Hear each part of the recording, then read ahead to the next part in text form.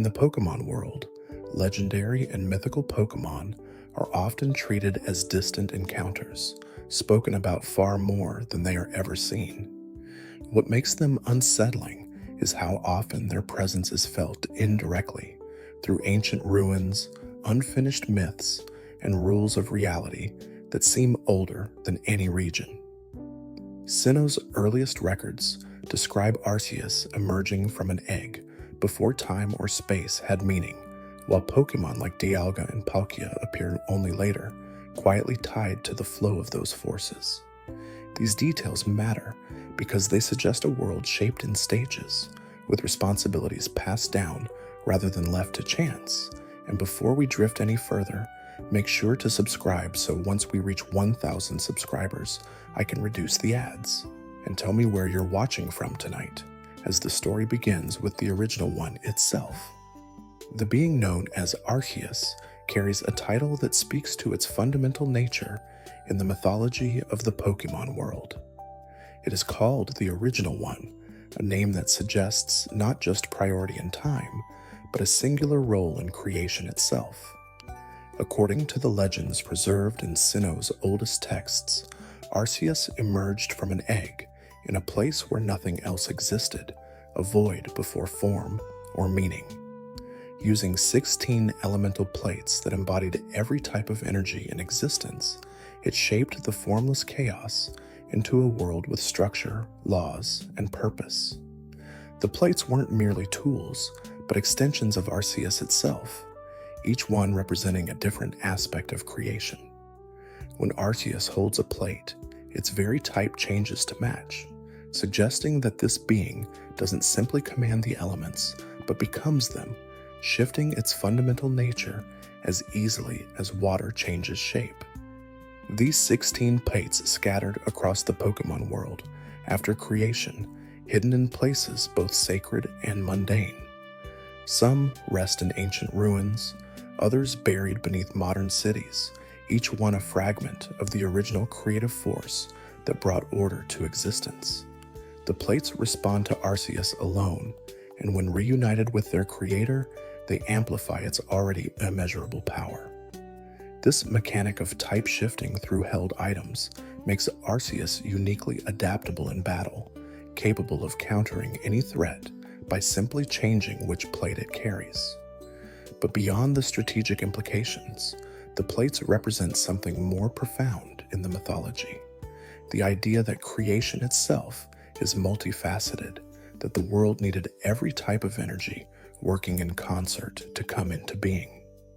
The act of creation, as described in Sinnoh's legends, wasn't instantaneous, but rather a process of shaping and refining. Arceus didn't simply will the world into existence, but crafted it deliberately, using the plates to balance opposing forces. Fire and water, light and darkness, psychic energy and fighting spirit, all needed to coexist in equilibrium for the world to sustain life. This careful balancing act suggests that even a being of such immense power recognized the necessity of harmony, that creation required not just raw force, but wisdom and restraint. After shaping the world itself, Arceus turned its attention to creating beings who would maintain and govern the systems it had established. These weren't ordinary Pokémon, but rather embodiments of fundamental concepts, deities in their own right, who would ensure that the world continued to function according to the laws Arceus had set in motion. The first of these beings would control the very dimensions through which all existence moves, time and space, concepts so essential that without them, nothing else could meaningfully exist. Dialga emerged from Arceus, holding dominion over temporal flow, the force that separates past from present and present from future. This wasn't merely the ability to perceive time differently or to remember the past with perfect clarity. Dialga's authority over time meant that it could manipulate the very river along which all events flow. It could accelerate time's passage, causing seasons to change in moments, or slow it to a crawl, stretching seconds into eternities. More remarkably, Dialga possessed the ability to reverse times found on the flow entirely, undoing events that had already occurred, rewriting history with a thought. The diamond that adorns Dialga's chest serves as both symbol and mechanism for this temporal control. The crystal structure of a diamond represents perfect symmetry and unchanging form, qualities that mirror the mathematical precision required to manipulate time without causing catastrophic paradoxes. Through this crystalline focal point, Dialga can create stable temporal streams, pathways through time that don't collapse into contradiction. When Dialga roars, the sound carries across multiple timelines simultaneously, a phenomenon that accounts for the strange temporal echoes reported near the spear pillar in Sinnoh, where past, present, and future sometimes bleed into one another. Dialga's presence in the world serves a stabilizing function beyond its mythological significance. Without a being to maintain temporal consistency, the past could overwrite the present, or multiple futures could exist in superposition, making coherent existence impossible. Dialga ensures that time moves in one direction, that cause precedes effect, that the universe maintains the chronological order necessary for life to develop and consciousness to emerge. This isn't an active, constant effort, but rather an inherent property of Dialga's existence. As long as Dialga persists, time flows correctly. The relationship between Dialga and Arceus speaks to a kind of delegation of cosmic responsibility. Arceus created the dimensions of time and space, but recognized that maintaining them required constant attention, attention that would prevent it from moving on to other creative works. By birthing Dialga and imbuing it with temporal authority, Arceus could step back from active time management, trusting that this aspect of creation would continue to function properly under Dialga's stewardship.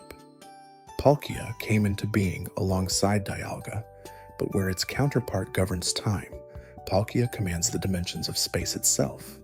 Space, in this context, means more than simply the physical distance between objects. It encompasses the very fabric of reality, the framework within which matter and energy exist. Palkia's authority allows it to warp this fabric, bending space to create shortcuts between distant locations or expanding the distance between 2 points until they might as well exist in different universes.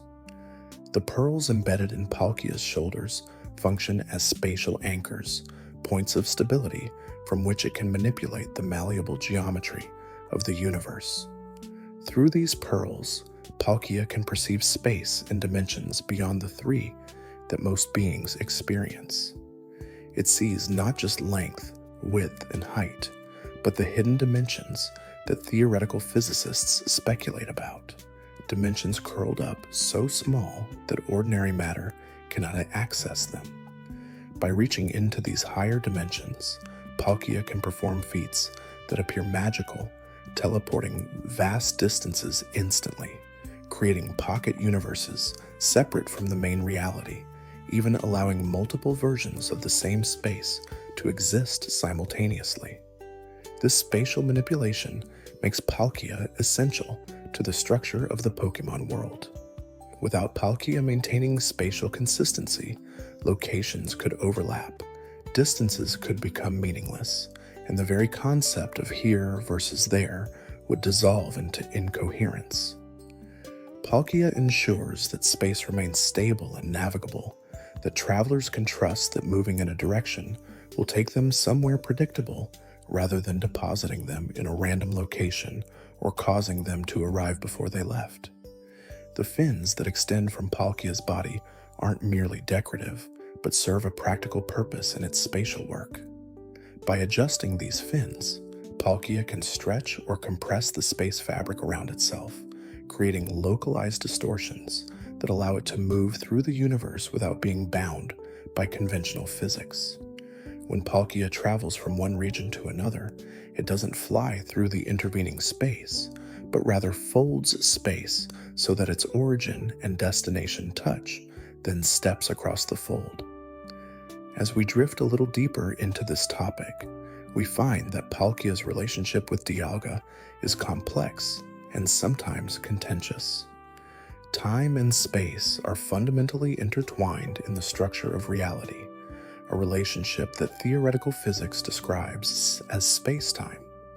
Changes to one dimension inevitably affect the other, meaning that Dialga and Palkia must work in coordination to maintain cosmic stability.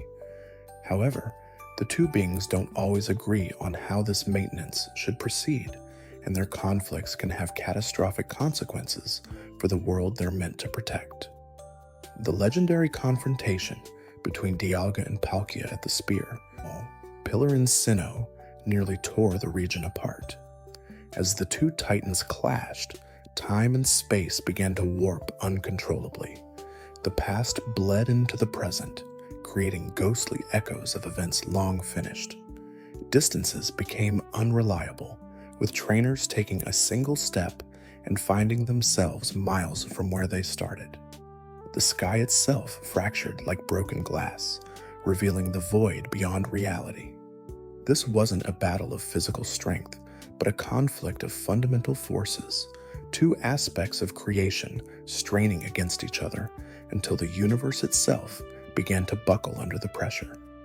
Giratina exists in relationship to both Dialga and Palkia, but its role is more ambiguous, more shadowed by mythology and misunderstanding.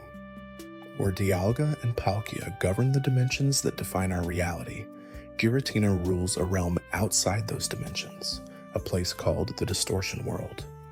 This realm operates according to different physical laws than our own.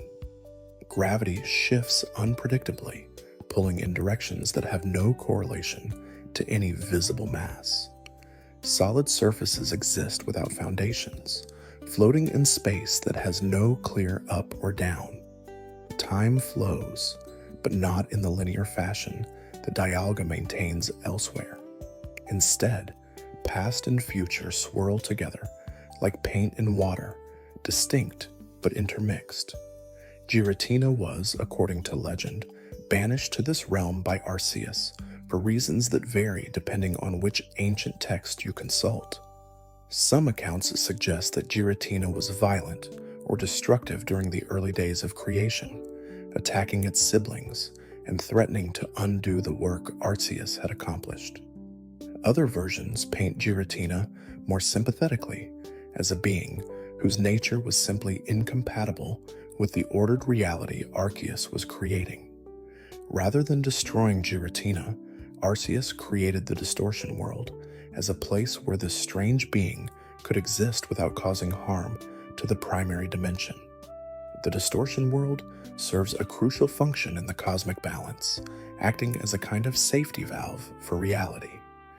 When distortions occur in the normal world, when space and time begin to warp in dangerous ways, the Distortion World absorbs these anomalies, preventing them from cascading into larger disasters.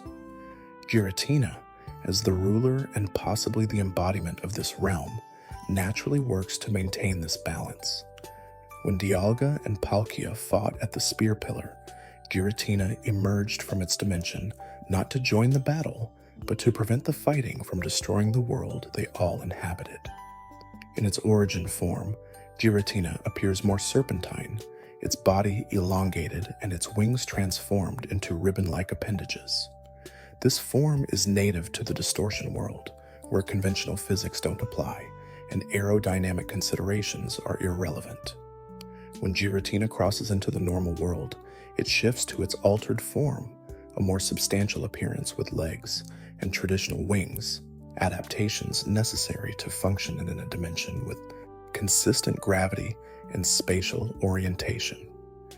This transformation suggests that Giratina is fundamentally tied to its home dimension, that leaving it requires a physical change to survive in our less flexible reality.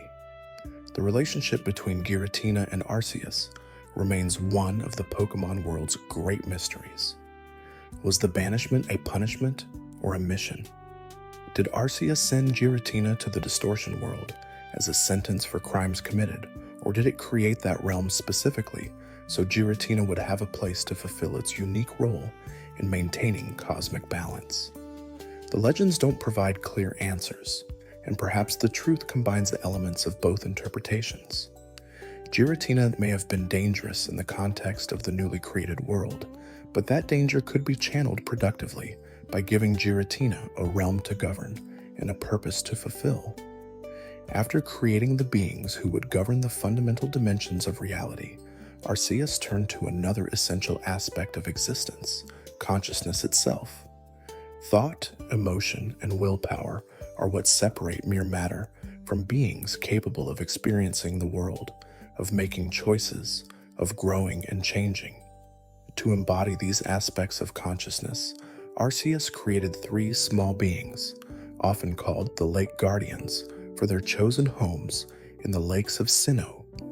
These beings were Uxie, Mesprit, and Azelf, and despite their unassuming size, their influence on the world would be profound. Uxie, the being of knowledge, possesses abilities that extend beyond mere intelligence. Its eyes contain the sum of all accumulated wisdom, every lesson learned by every creature since the beginning of time. This isn't knowledge in the simple sense of facts or information, but understanding, the ability to perceive patterns, to see how seemingly unrelated things connect, to draw conclusions from incomplete data. Uxie shared this gift with the first Pokémon in humans, giving them the capacity for abstract thought, for language, for learning from experience rather than relying solely on instinct. But Uxie's gift came with a caution encoded in its very biology.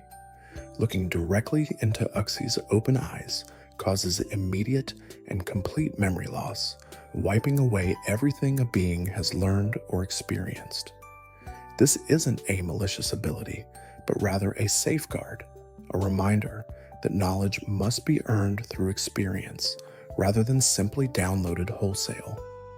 Those who seek wisdom from Uxie must do so respectfully, approaching with closed eyes and asking specific questions rather than demanding to know everything at once.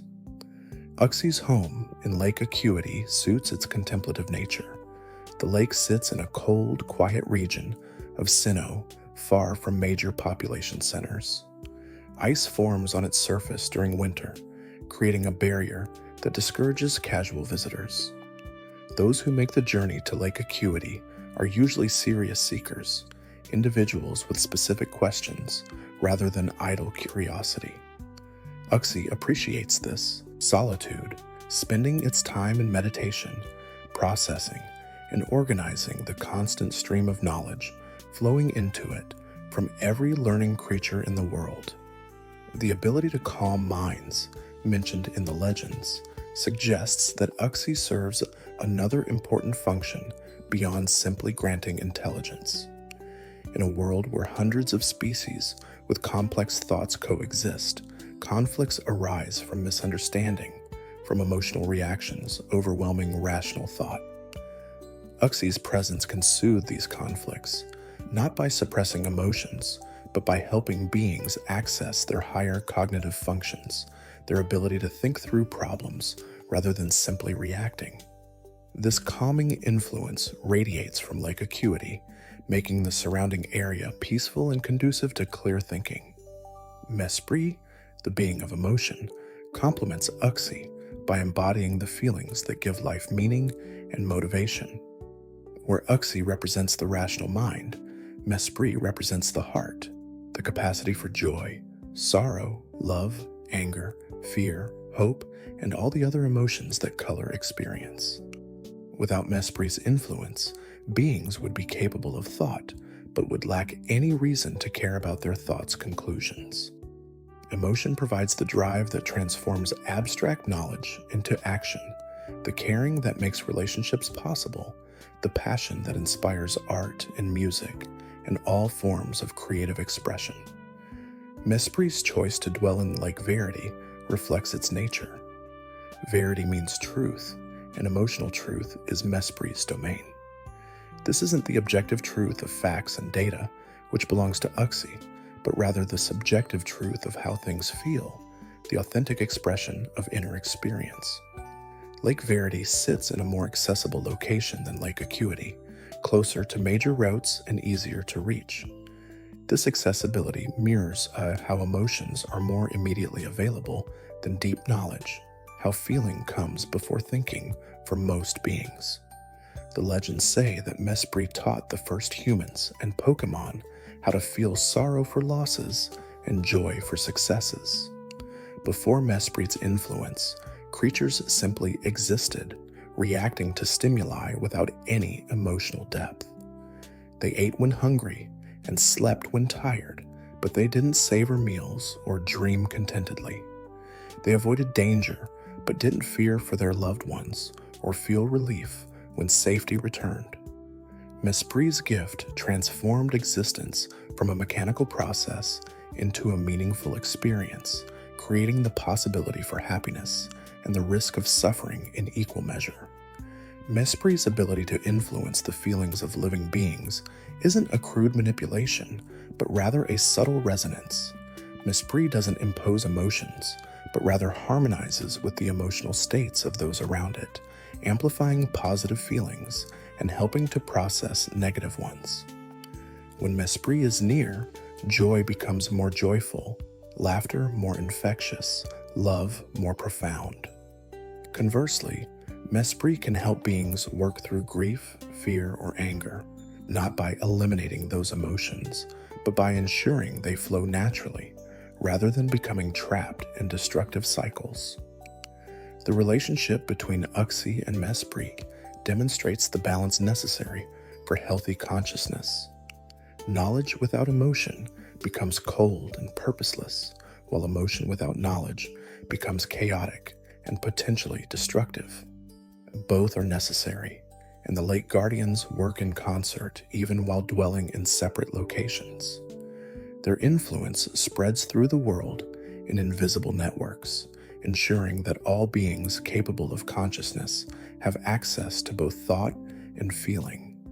Azelf, the being of willpower, completes the trinity of consciousness by embodying determination, the drive to act on thoughts and feelings, to overcome obstacles, to persist in the face of adversity. Will is what transforms intention into action, what allows beings to work towards distant goals even when immediate gratification tempts them elsewhere. Without Azelf's gift, creatures would be capable of thinking and feeling, but would lack the force of will necessary to shape their own lives, to make difficult choices, to grow beyond their original limitations. Lake Valor, Azelf's chosen home, sits at the heart of Sinnoh, reflecting how willpower is central to all meaningful action. The lake is larger and deeper than either Acuity or Verity, suggesting the vast reserves of determination that beings can tap into when necessary. Azelf rarely shows itself, preferring to work from the depths of the lake, sending out subtle influences that strengthen the resolve of those who need it most. Trainers climbing difficult mountains or facing seemingly impossible challenges sometimes report feeling an inexplicable surge of determination, a stubborn refusal to give up that carries them through when all logic says they should quit. The red gems that adorn Azelf's head are more than decorative elements. They serve as focal points for its willpower, concentrating determination into tangible force. When those gems sparkle, it indicates that Azelf is actively channeling willpower to someone or something that needs it, forming a temporary connection that allows the recipient to draw on reserves they didn't know they possessed. This ability has saved countless lives, giving injured Pokémon the will to survive long enough for healing, giving lost travelers the determination to find their way home, giving trainers the resolve to face one more challenge even after numerous defeats. Azelf's relationship with humans is particularly significant because human success depends so heavily on willpower. Humans lack the physical capabilities of many Pokémon species and must rely on tools, cooperation, and sheer determination to thrive. Azelf recognized this dependence early in human history and took a special interest in humanity, strengthening their natural stubbornness and helping them develop the mental toughness necessary to build civilizations in a world filled with powerful creatures. The three lake guardians together form a system that maintains consciousness throughout the world. Their influence isn't constant or overwhelming, but rather subtle and pervasive, like a gentle current that guides without constraining.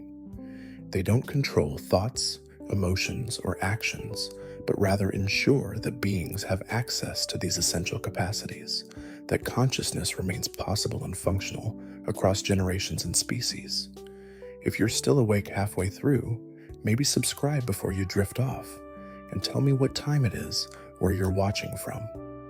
Heatran represents a different category of legendary Pokémon, one tied not to abstract concepts or cosmic forces, but to specific geographical features and natural phenomena.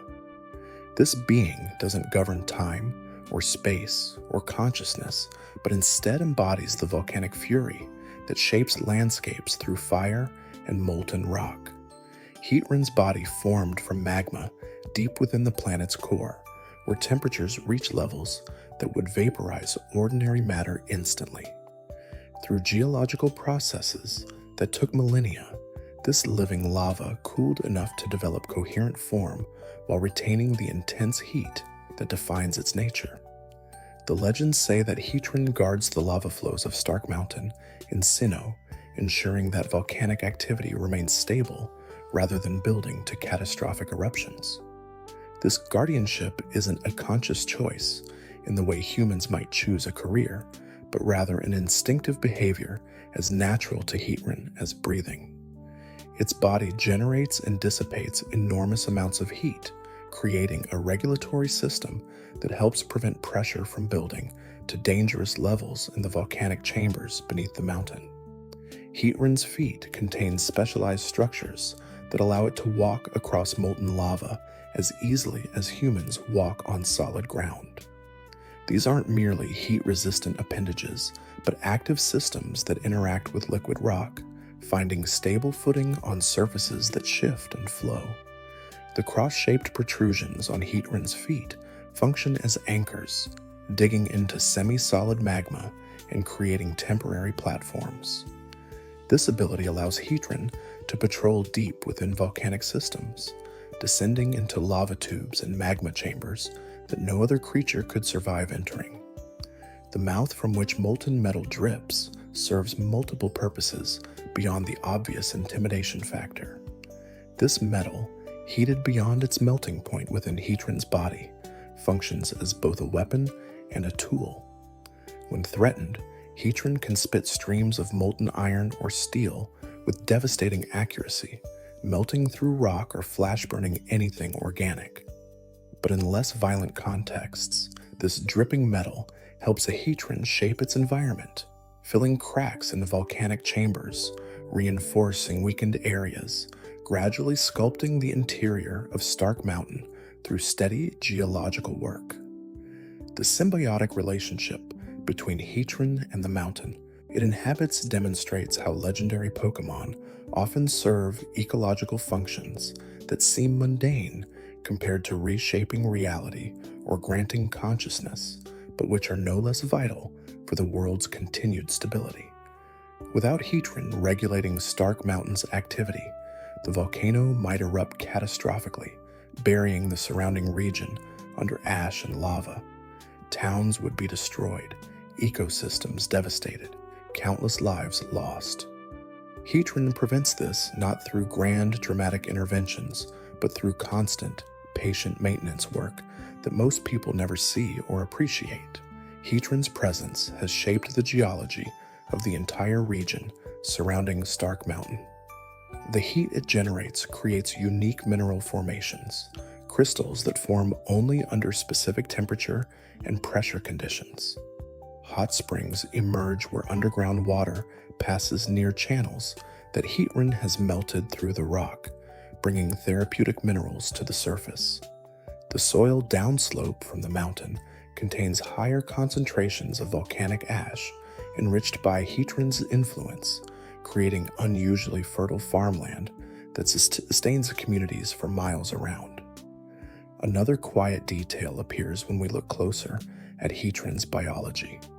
Unlike most legendary Pokémon, which are typically genderless or exist as single unique individuals, Heatran populations include both male and female members. This suggests that Heatran isn't a singular cosmic being, but rather a species of legendary Pokémon, rare and powerful, but capable of reproduction and continuation across generations.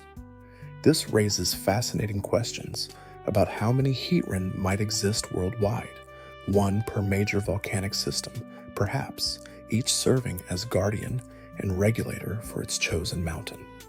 The ability to breed implies that Heatran possesses genetic material compatible with the breeding mechanics that govern most Pokémon species. Somewhere, presumably in the deepest magma chambers where conditions remain stable enough, young Heatran grow and develop, learning through instinct or perhaps instruction from adults how to regulate volcanic activity, how to navigate through molten rock, how to maintain the delicate balance between dormant stability and active renewal that healthy volcanic systems require. Regigigas stands as one of the most physically impressive legendary Pokémon, a towering giant whose strength surpasses almost every other known creature. The legends attribute an extraordinary feat to this being, claiming that in ancient times, Regigigas pulled the continents into their current positions using ropes made from vines. This wasn't a brief exertion, but a prolonged effort that reshaped the entire world's geography, dragging massive landmasses across oceans, positioning them according to some grand design that only Regigigas and perhaps Arceus understood. The image of Regigigas hauling continents with vine ropes sounds almost absurd when described plainly, yet the mythology insists on this specific detail. The vines weren't ordinary plant matter, but something stronger, perhaps infused with the same life energy that eventually became grass-type energy in the modern understanding of Pokémon types. These ropes had to withstand tensions that would snap steel cables like thread, friction that would ignite ordinary materials, forces that challenged even Regigigas' immense strength. Why Regigigas chose to reshape the continents remains a mystery debated by scholars and mythologists throughout the Pokémon world. Some suggest it was following instructions from Arceus, positioning land masses to create optimal conditions for life to flourish. Others propose that Regigigas was correcting some earlier error, that the continents had drifted into unfortunate arrangements that needed correction. A third theory suggests that Regigigas simply enjoys creating, that moving continents was a form of artistic expression on a geological scale. After completing its continental rearrangement, Regigigas created or possibly awakened 3 guardians to watch over different environments. These beings, collectively called the legendary Titans or Regis, were Regirock, Regis, and Registeel, each embodying a different fundamental material. The creation process used by Regigigas remains unclear, but the Titans share certain characteristics, their bodies composed entirely of their respective materials, their faces marked by patterns of lights that suggest some form of simple consciousness, their abilities focused on defensive stability rather than aggressive assault. Regirock's body consists of stones and boulders gathered from ancient ruins and mountain ranges. These rocks didn't simply stick together, but fused into a coherent form animated by Regigigas' power. When Regirock sustains damage in battle, shedding fragments of its rocky body, it can absorb new stones from its surroundings to replace what was lost. This regenerative ability means that a Regirock that has battled for centuries might contain rocks from dozens of different locations, each stone carrying a small piece of the place it came from. The silent guardian aspect of Regirock's nature manifests in its behavior. It doesn't patrol actively or confront threats with aggression, but instead positions itself in strategic locations, ruins, or passages, and simply stands there, immovable, for decades or centuries at a time.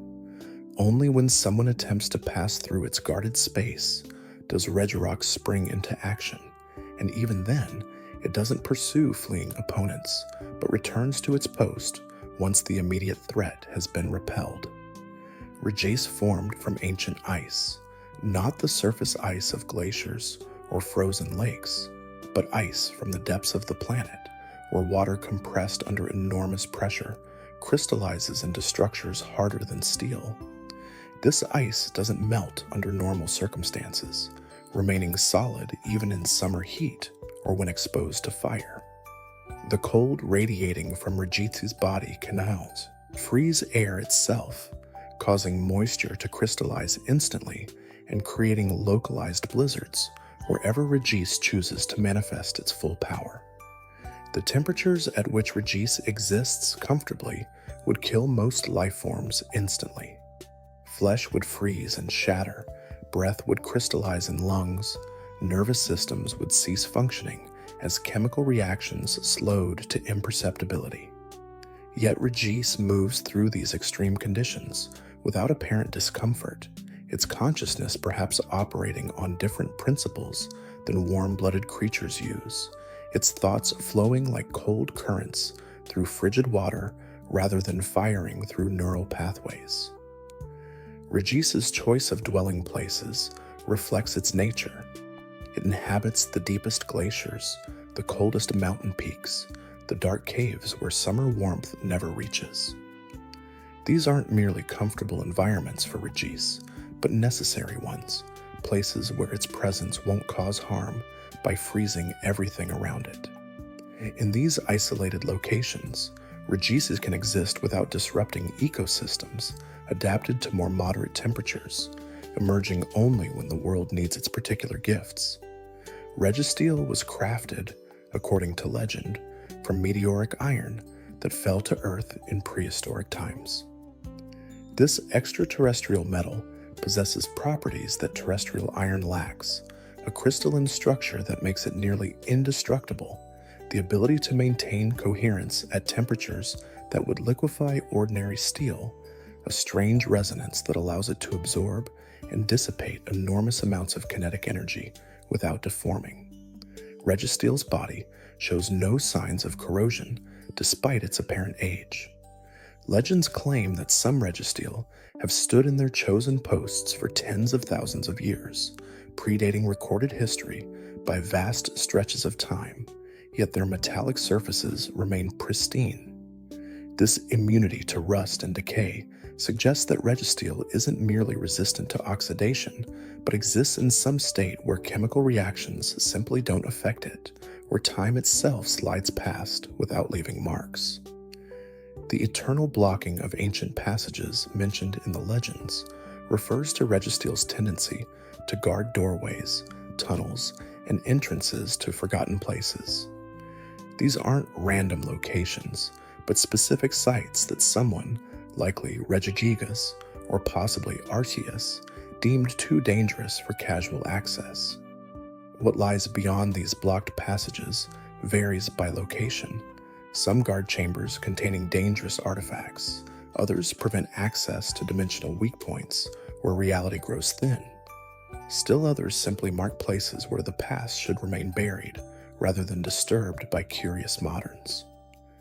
As we drift a little deeper into this topic wiki, we find connections between these Titan guardians and their creator. Regigigas fashioned each Titan to excel in a specific defensive role. Regirock withstands physical assault, its rocky body absorbing impacts that would shatter lesser creatures. Regice neutralizes fire and heat, creating zones where thermal energy dissipates harmlessly. Registeel blocks piercing attacks and energy beams, its metallic surface reflecting or absorbing everything directed against it.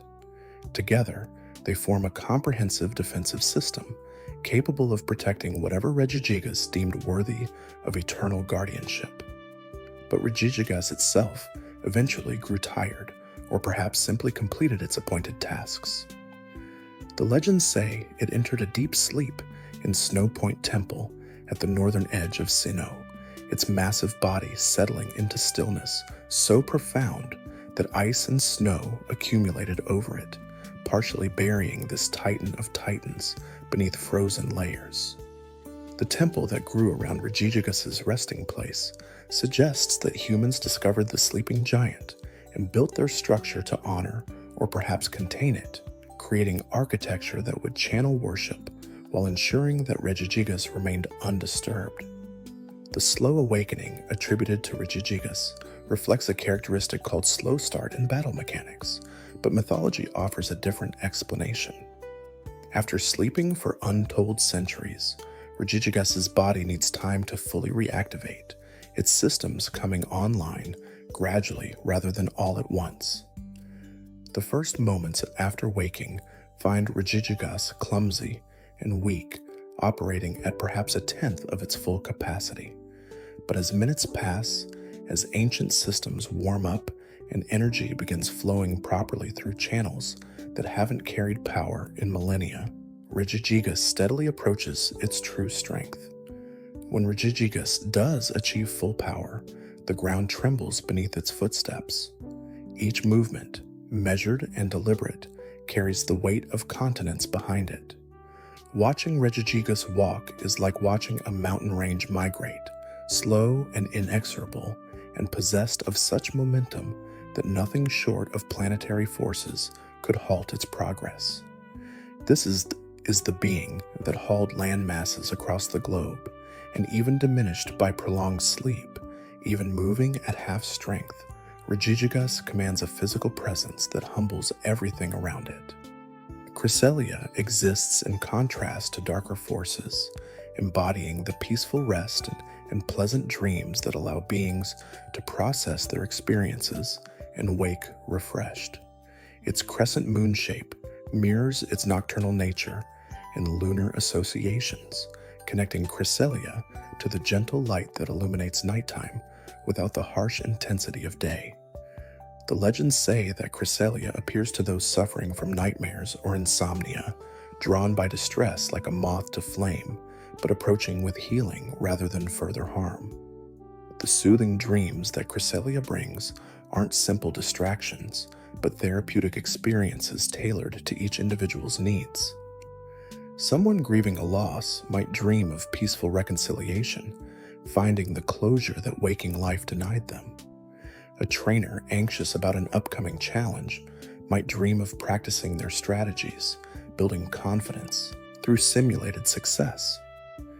A child frightened by stories of monsters might dream of being befriended by creatures they feared, learning that strength and gentleness often coexist.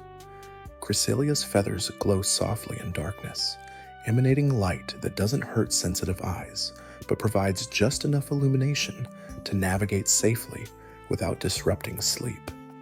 These feathers sometimes fall during Cresselia's flights, drifting down to rest on windowsills or in gardens. Those who find these lunar feathers report improved sleep quality for weeks afterward, as if the feather continues to radiate Cresselia's calming influence, even separated from its original bearer. The counterpart mentioned in legends refers to Darkrai, a being whose relationship with Cresselia is complex and often misunderstood. Where Cresselia brings peaceful dreams, Darkrai induces nightmares, not out of malice, but as an unfortunate consequence of its nature. Darkrai's presence causes nearby beings to experience vivid, frightening dreams, and no amount of good intention can prevent this effect. Darkrai often isolates itself to avoid causing unintentional harm, choosing to dwell in places where few people or Pokémon venture. Another quiet detail appears when we look closer at the relationship between Cresselia and Darkrai. Despite their opposing natures, these two beings aren't enemies in any meaningful sense. They represent different aspects of the dreaming experience, both necessary for healthy sleep. Pleasant dreams provide comfort and process positive emotions, but nightmares serve important functions too, helping beings confront fears in safe environments, rehearsing responses to threats, working through traumatic experiences gradually, rather than suppressing them until they explode into waking anxiety. Cresselia understands this balance and doesn't seek to eliminate nightmares entirely, only to prevent them from overwhelming dreamers to the point of causing lasting harm. When dark race influence grows too strong in an area, when nightmares become so frequent and intense that people fear sleep itself, Cresselia intervenes. Its presence doesn't banish dark ray, but rather moderates the nightmare effect, ensuring that dreams remain within tolerable bounds even when tinged with darkness. The counterbalancing act between Cresselia and Darkrai demonstrates a principle that appears throughout the legendary Pokémon mythology, the idea that opposing forces need each other to create healthy equilibrium. Light without darkness becomes blinding. Joy without sorrow loses meaning through lack of contrast. Peace without struggle breeds complacency. The legendary Pokémon often embody these dualities, working in tension and cooperation to maintain the dynamic stability that characterizes a thriving world. Manaphy carries a title that speaks to both its importance and its charm, the Prince of the Sea, a royal designation among ocean dwellers. This isn't formal monarchy with laws and courts, but rather a natural recognition of Manaphy's unique abilities and benevolent nature. The capacity to communicate telepathically with all ocean Pokémon allows Manaphy to serve as diplomat and coordinator, resolving conflicts between species, organizing cooperative efforts during times of crisis, ensuring that the vast marine ecosystem functions smoothly despite containing countless different creatures with competing needs. This telepathic communication isn't language in the conventional sense.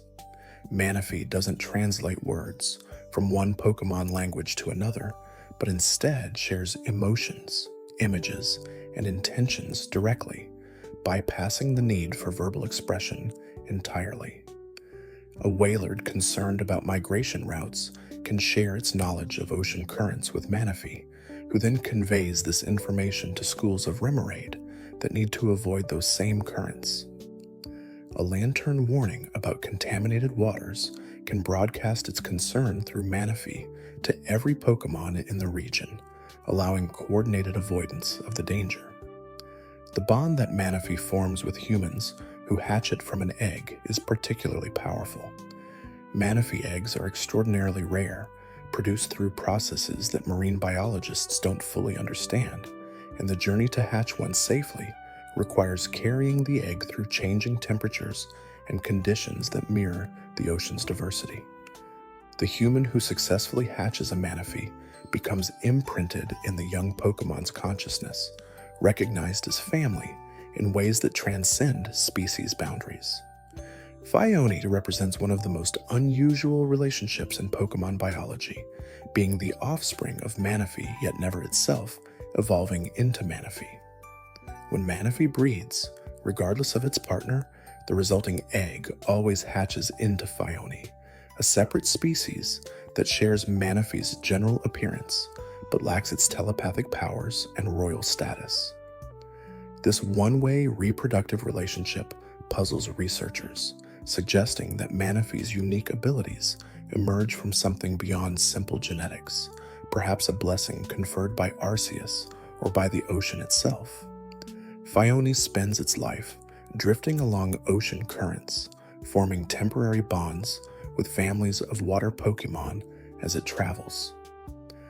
Unlike Manaphy, which actively communicates and coordinates, Phione simply participates, joining schools of Goldeen or pods of Spheal or clusters of Frillish, living among them for days or weeks before the currents carry it elsewhere. This nomadic existence allows Phione to experience the ocean's full diversity, connecting with countless different species over the course of its long life. The 10 tentacles that extend from Phione's body serve as sensory organs, detecting subtle changes in water temperature, salinity, pressure, and current direction. Through these tentacles, Phione navigates the open ocean without getting lost, finding safe breeding grounds for the families it travels with, avoiding areas where storms are building or predators are hunting. This sensitivity makes Phione valuable to any group it joins, providing early warning of environmental changes that might affect the school's safety. Phione's tentacles also function socially, intertwining with those of other Phione when multiple individuals meet. These encounters rarely last long, as the ocean's currents work constantly to separate creatures that don't actively stay together, but while they overlap, Phione share experiences through some form of sensory communication. They don't convey complex thoughts like their parent Manaphy might, but they exchange impressions, feelings about the quality of different feeding grounds, warnings about areas best avoided, celebrations of particularly abundant prey populations. The unique breeding mechanic that produces Phione from Manaphy raises philosophical questions about species definition and evolutionary relationships. In most Pokémon families, offspring eventually evolve into their parent's form, or at minimum, can produce eggs that maintain the species across generations. Phione breaks this pattern, unable to evolve into Manaphy, or to produce Manaphy eggs even when breeding with another Phione. This suggests that Manaphy exists on a different level than its offspring, that the Prince of the Sea stands alone in ways that genetics can't fully explain. Darkray's reputation suffers from misunderstanding more than most legendary Pokémon. The nightmares it induces aren't intentional malice, but an involuntary effect of its presence, like how a Magnemite generates electromagnetic fields, or how wheezing produces toxic gases. Darkrai can't turn off this nightmare aura any more than Fire-type Pokémon can suppress their internal heat. This inability to prevent harming others through simple proximity causes Darkrai profound distress, driving it to isolate itself in places where few creatures venture. The legends that describe Darkrai offering restful sleep to insomniacs initially seem to contradict its nightmare-inducing nature. How can a creature that causes bad dreams help those who can't sleep? The answer lies in understanding what insomnia often represents. Many people who struggle to fall asleep do so because their minds race with anxiety, circling the same worries endlessly without resolution. Darkray's nightmares force these anxieties into concrete form, turning vague worries into specific scenarios that can be confronted, processed, and ultimately resolved. Someone anxious about an upcoming test might experience a nightmare where they fail spectacularly, but in processing that nightmare, they realize that failure isn't actually catastrophic, that they have resources and support to recover from setbacks. The nightmare becomes cathartic, releasing the built-up anxiety that prevented sleep in the first place. After working through several such nightmares, the insomniac often finds that they can finally rest, having confronted and defanged the fears that kept them awake.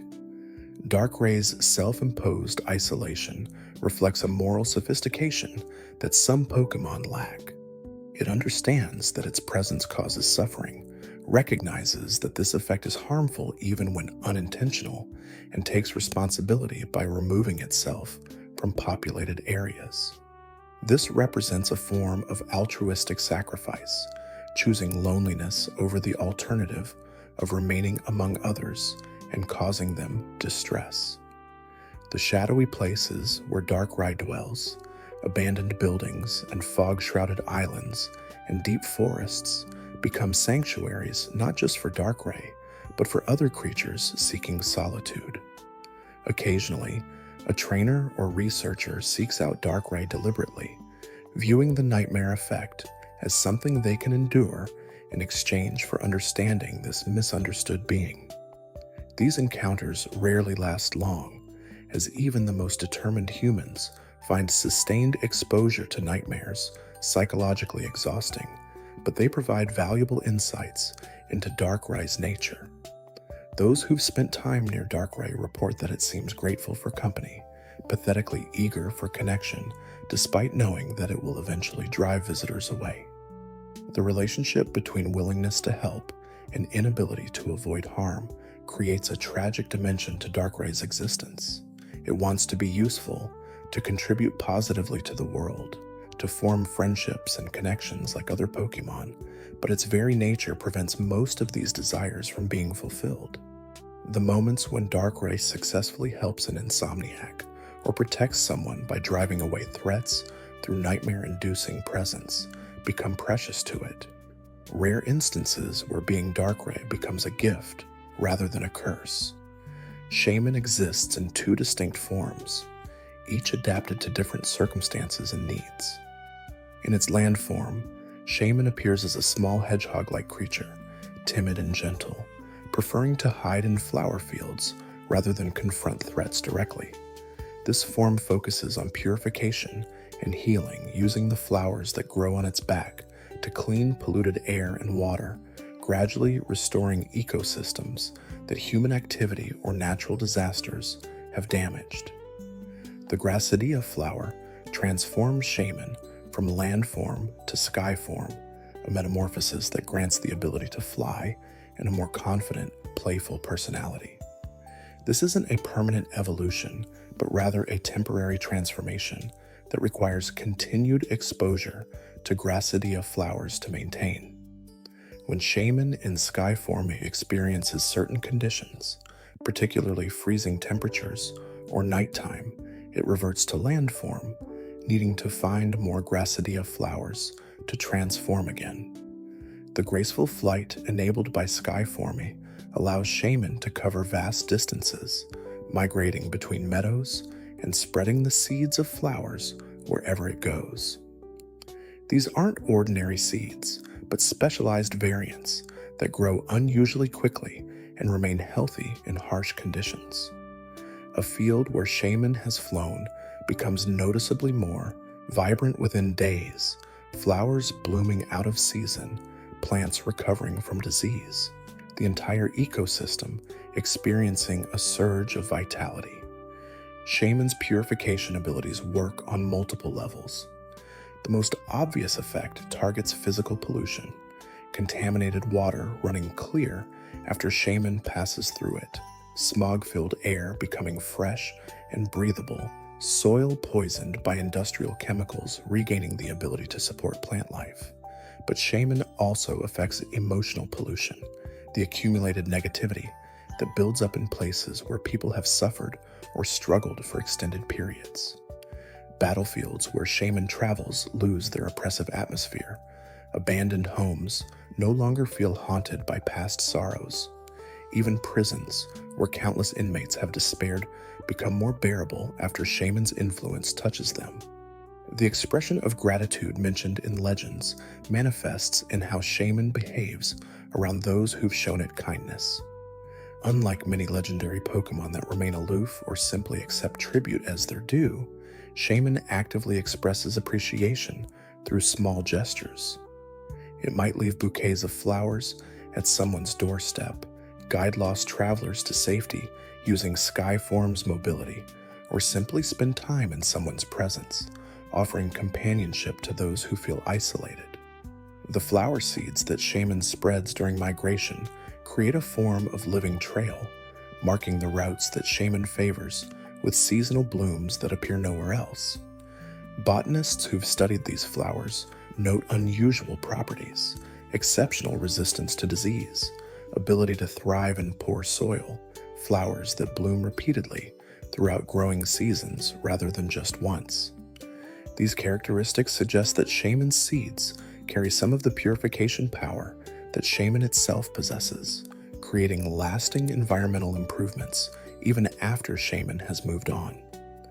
Lugia commands the seas through a different mechanism than Manaphy's telepathic coordination. Where Manaphy communicates and negotiates, Lugia simply acts, its wings generating pressure systems that can either summon or dispel storms depending on need. A gentle beat of Lugia's wings produces breezes that cool overheated coastlines, while powerful strokes create winds capable of pushing hurricanes away from populated areas or breaking up storm systems before they intensify to dangerous levels. The guardian role that Lugia assumes isn't official or assigned, but rather emerges naturally from its abilities and temperament. Lugia recognizes that the ocean's moods can devastate coastal communities, that the same waves and winds that provide food and transportation can also destroy homes and end lives.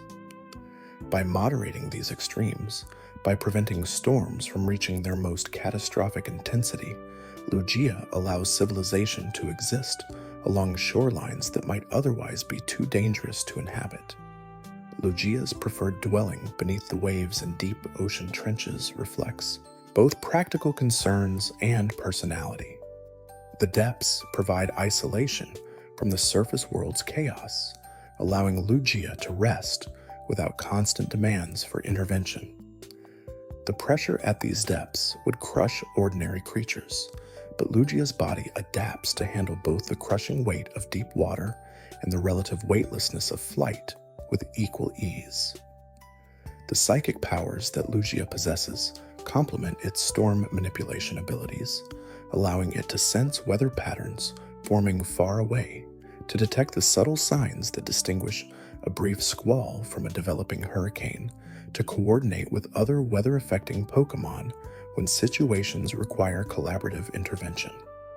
Through these psychic connections, Lugia maintains awareness of ocean conditions across vast regions, functioning as an early warning system that gives coastal communities time to prepare for incoming weather events.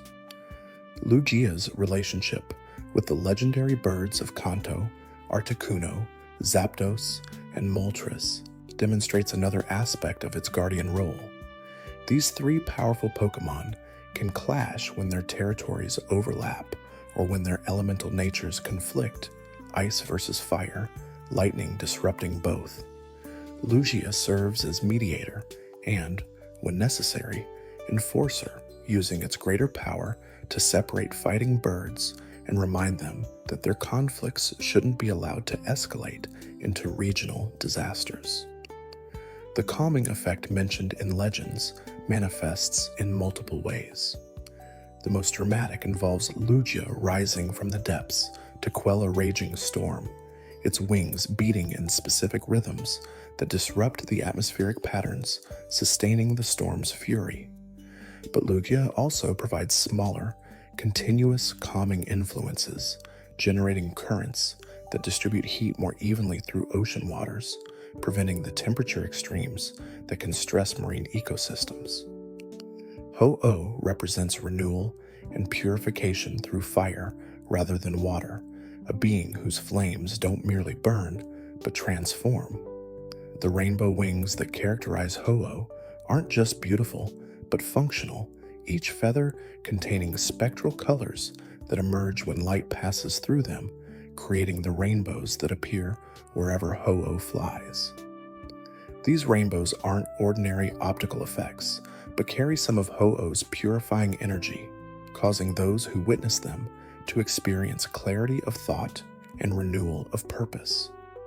The purification of souls mentioned in Legends refers to Ho-Oh's most remarkable ability, the power to restore life to Pokémon who have died but possess pure hearts during their lives.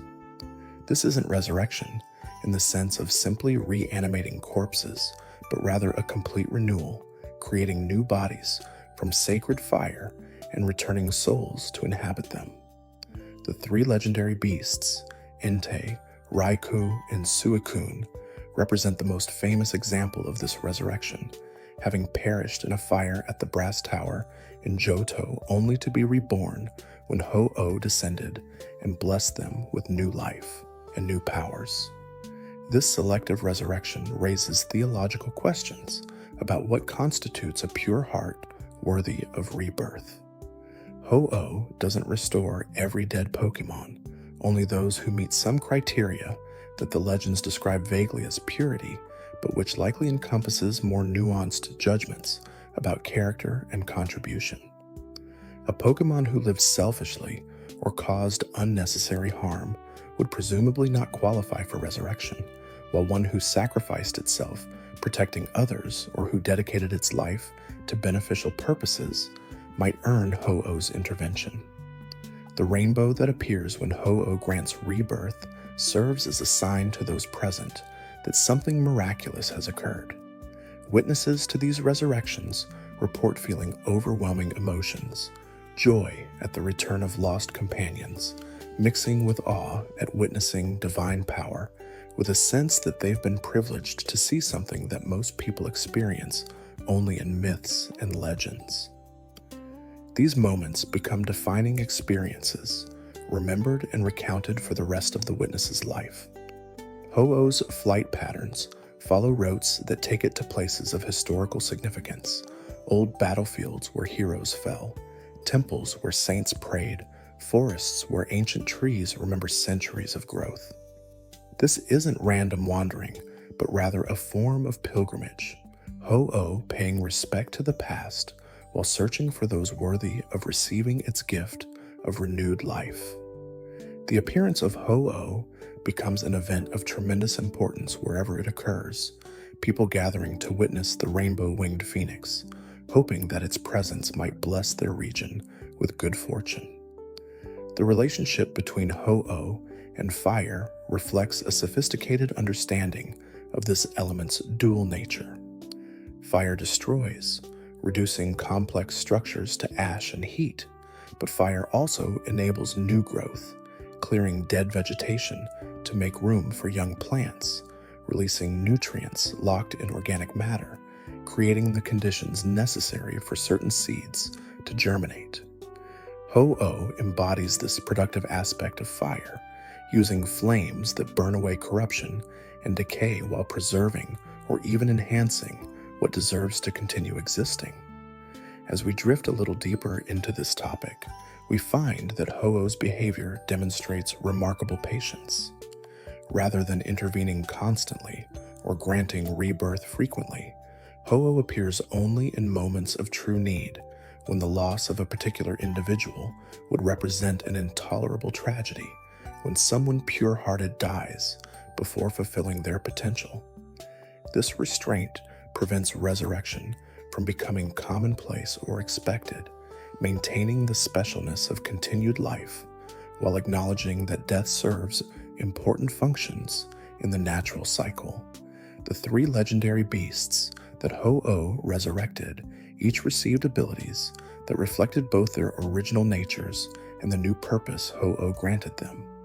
Entei embodies a volcanic passion and serves as guardian of volcanic regions, its flames trailing behind as it races across mountains.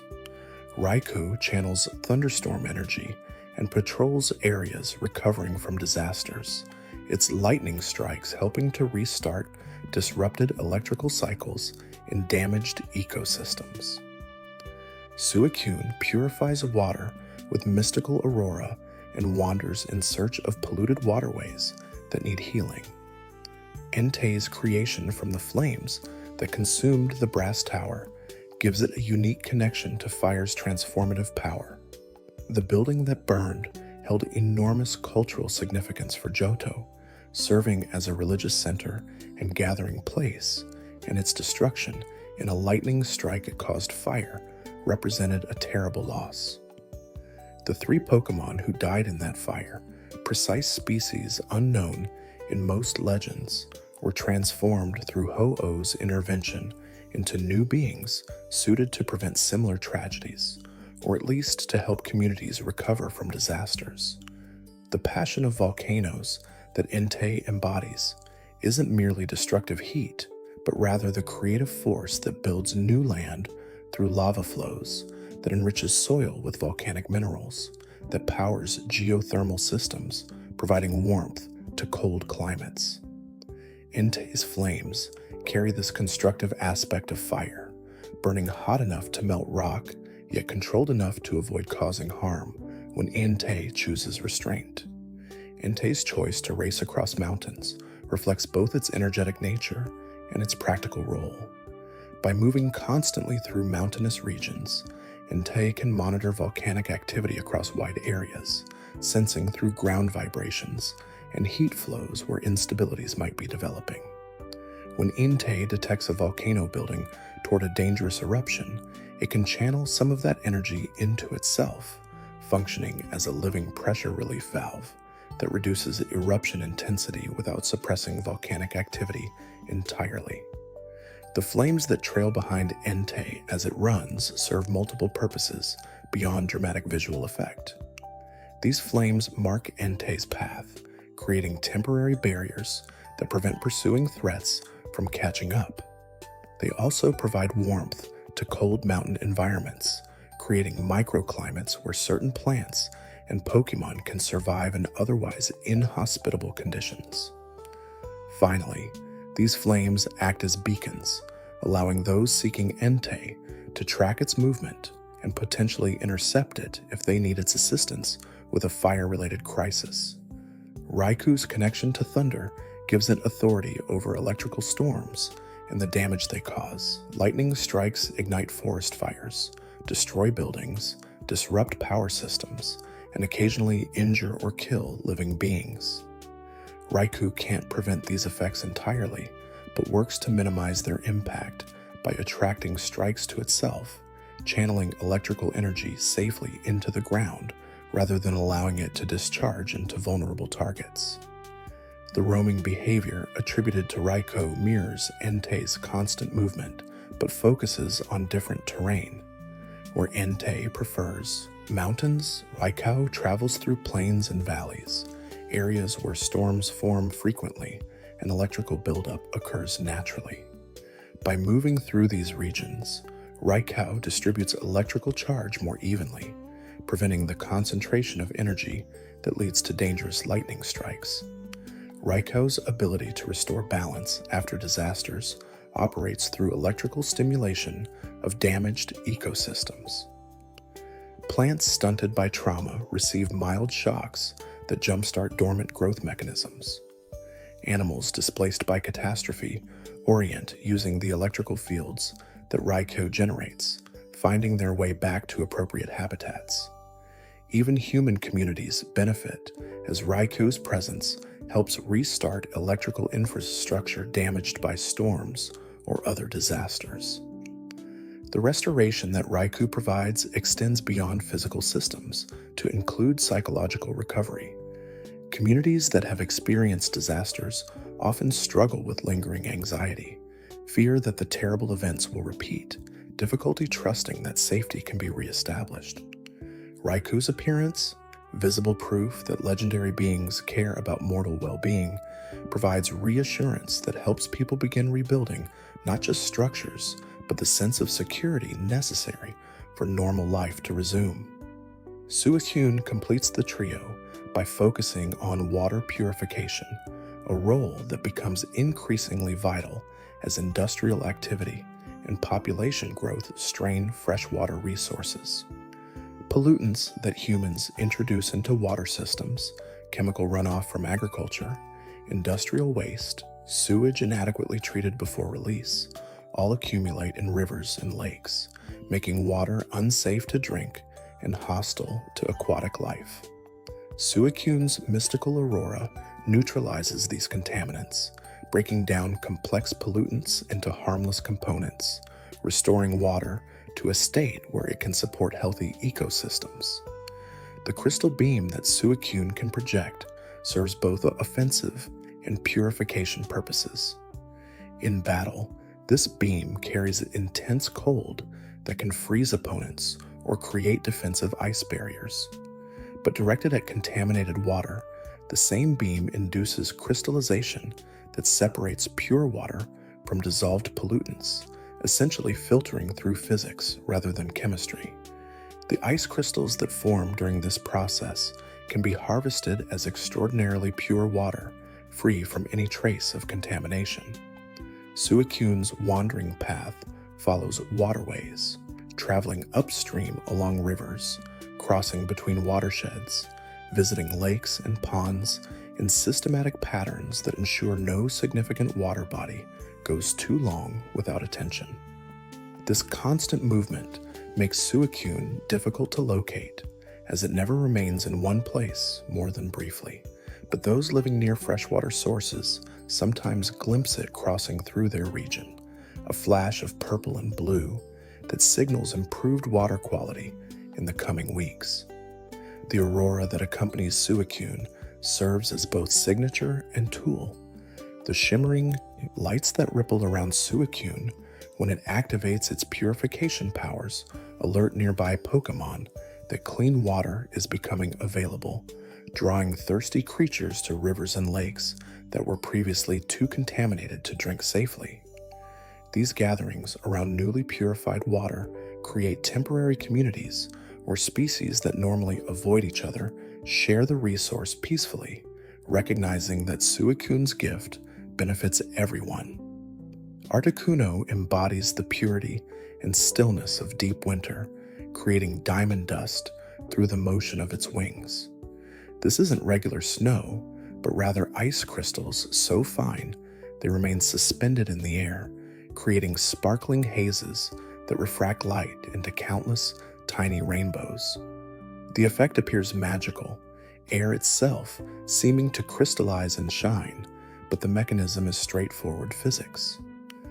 Articuno's freezing aura cooling moisture to precisely the temperature where ice crystals form but don't aggregate into snowflakes.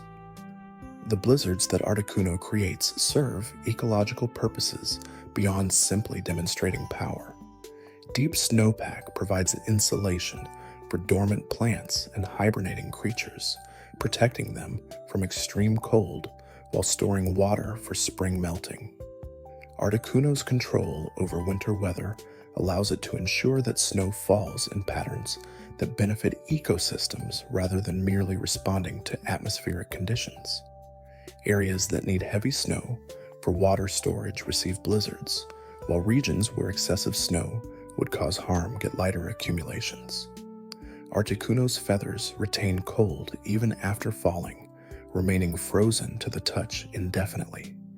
These shed feathers function as portable refrigeration, prized by merchants transporting perishable goods across regions without reliable cooling infrastructure. The feathers never melt, never warm up, just continuously radiate cold sufficient to keep food fresh or medicine stable during long journeys. The icy mastery that Articuno demonstrates extends to creating structures from frozen water, ice sculptures that serve as landmarks, temporary shelters built from compressed snow, even weapons formed from supercooled water that flash freezes into spears or barriers.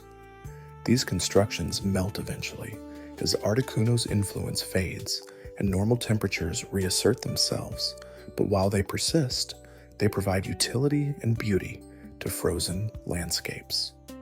Articuno's choice to dwell in the most remote, coldest mountains makes sense given its nature, but this isolation also serves protective functions.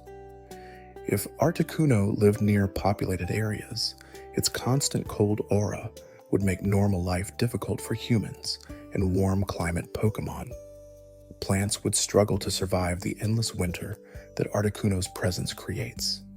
By remaining in regions already characterized by extreme cold, Articuno can exist comfortably without disrupting ecosystems adapted to more moderate temperatures. Zapdos channels electrical energy with precision that surpasses even Raikou control. Where Raikou focuses on managing natural lightning and storm electricity, Zapdos actively generates power, creating thunderstorms from clear skies, summoning lightning from fair weather, producing electrical discharges that rival industrial power plants in their intensity. This ability makes Zapdos potentially one of the most dangerous legendary Pokémon, as electricity can cause tremendous damage in seconds. But Zapdos typically exercises restraint, recognizing that its power should serve rather than threaten. The wings that generate Zapdos's electricity operate through bioelectrical processes amplified beyond anything conventional biology should allow.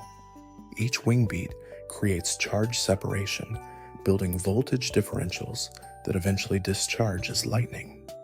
The crackling sound that accompanies Zapdos's flight comes from continuous small discharges, electricity arcing between feathers, ionizing air, creating the plasma glow that surrounds the legendary bird during flight.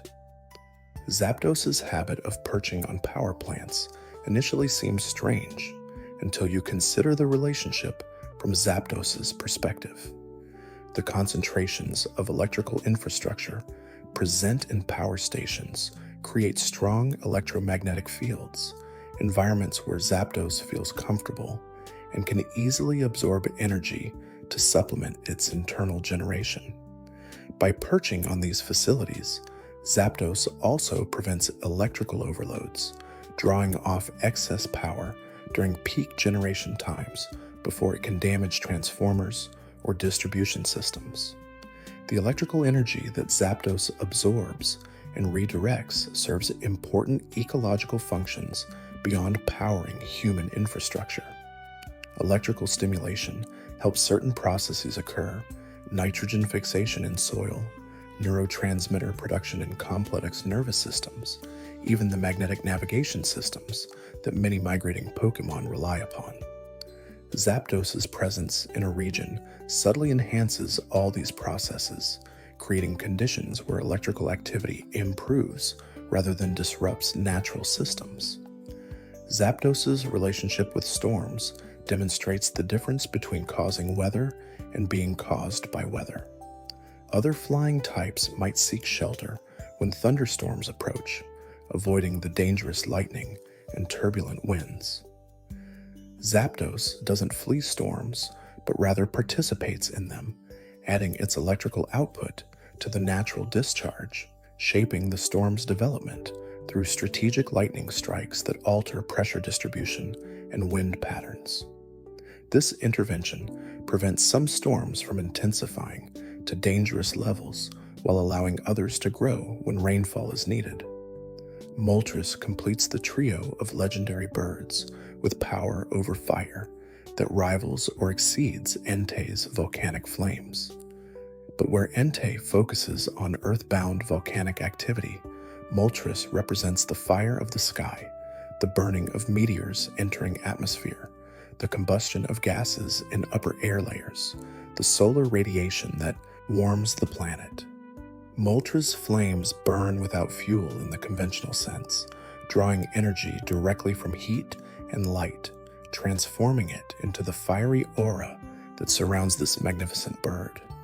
The migration pattern between volcanoes that Moltres follows serves to distribute heat through the planet's network of volcanic systems. Moltres absorbs thermal energy at one volcano, carrying it through its body during flight, then releasing that heat at another volcano, perhaps hundreds of miles away. This heat transfer helps maintain volcanic activity in systems that might otherwise grow dormant while preventing overheating in volcanoes building toward catastrophic eruptions. The nurturing of geothermal life, mentioned in legends, refers to ecosystems that depend on volcanic heat to survive. Deep-sea hydrothermal vents host communities of organisms adapted to extreme temperatures, creatures that would perish in normal ocean temperatures.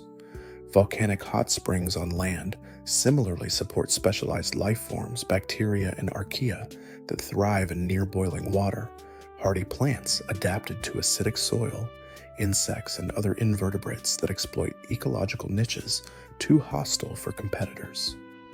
Moltres' presence strengthens these geothermal ecosystems, ensuring that heat remains available even when volcanic activity fluctuates.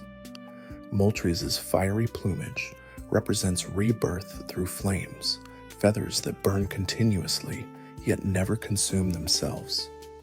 This paradoxical combustion symbolizes the cycle of destruction and renewal that fire enables in nature. Old forests burn, but the ashes fertilize soil for new growth. Dead wood combusts, releasing trapped nutrients back into circulation. Even the pain of fire-caused injuries stimulates healing responses stronger than the original tissue, leaving organisms more resilient after recovery.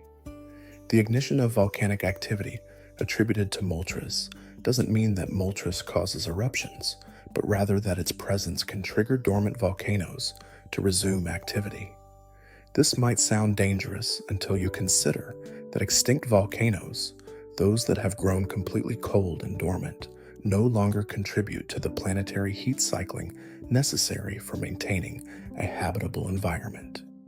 By reigniting select extinct volcanoes, Moltres helps maintain the geological processes that renew ocean floor, refresh continental crust, and regulate atmospheric composition through volcanic gas emissions.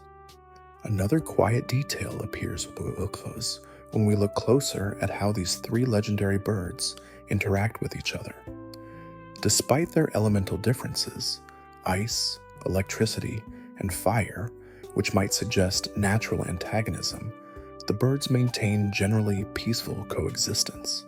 They occupy different niches, prefer different habitats, and serve complementary rather than competing functions.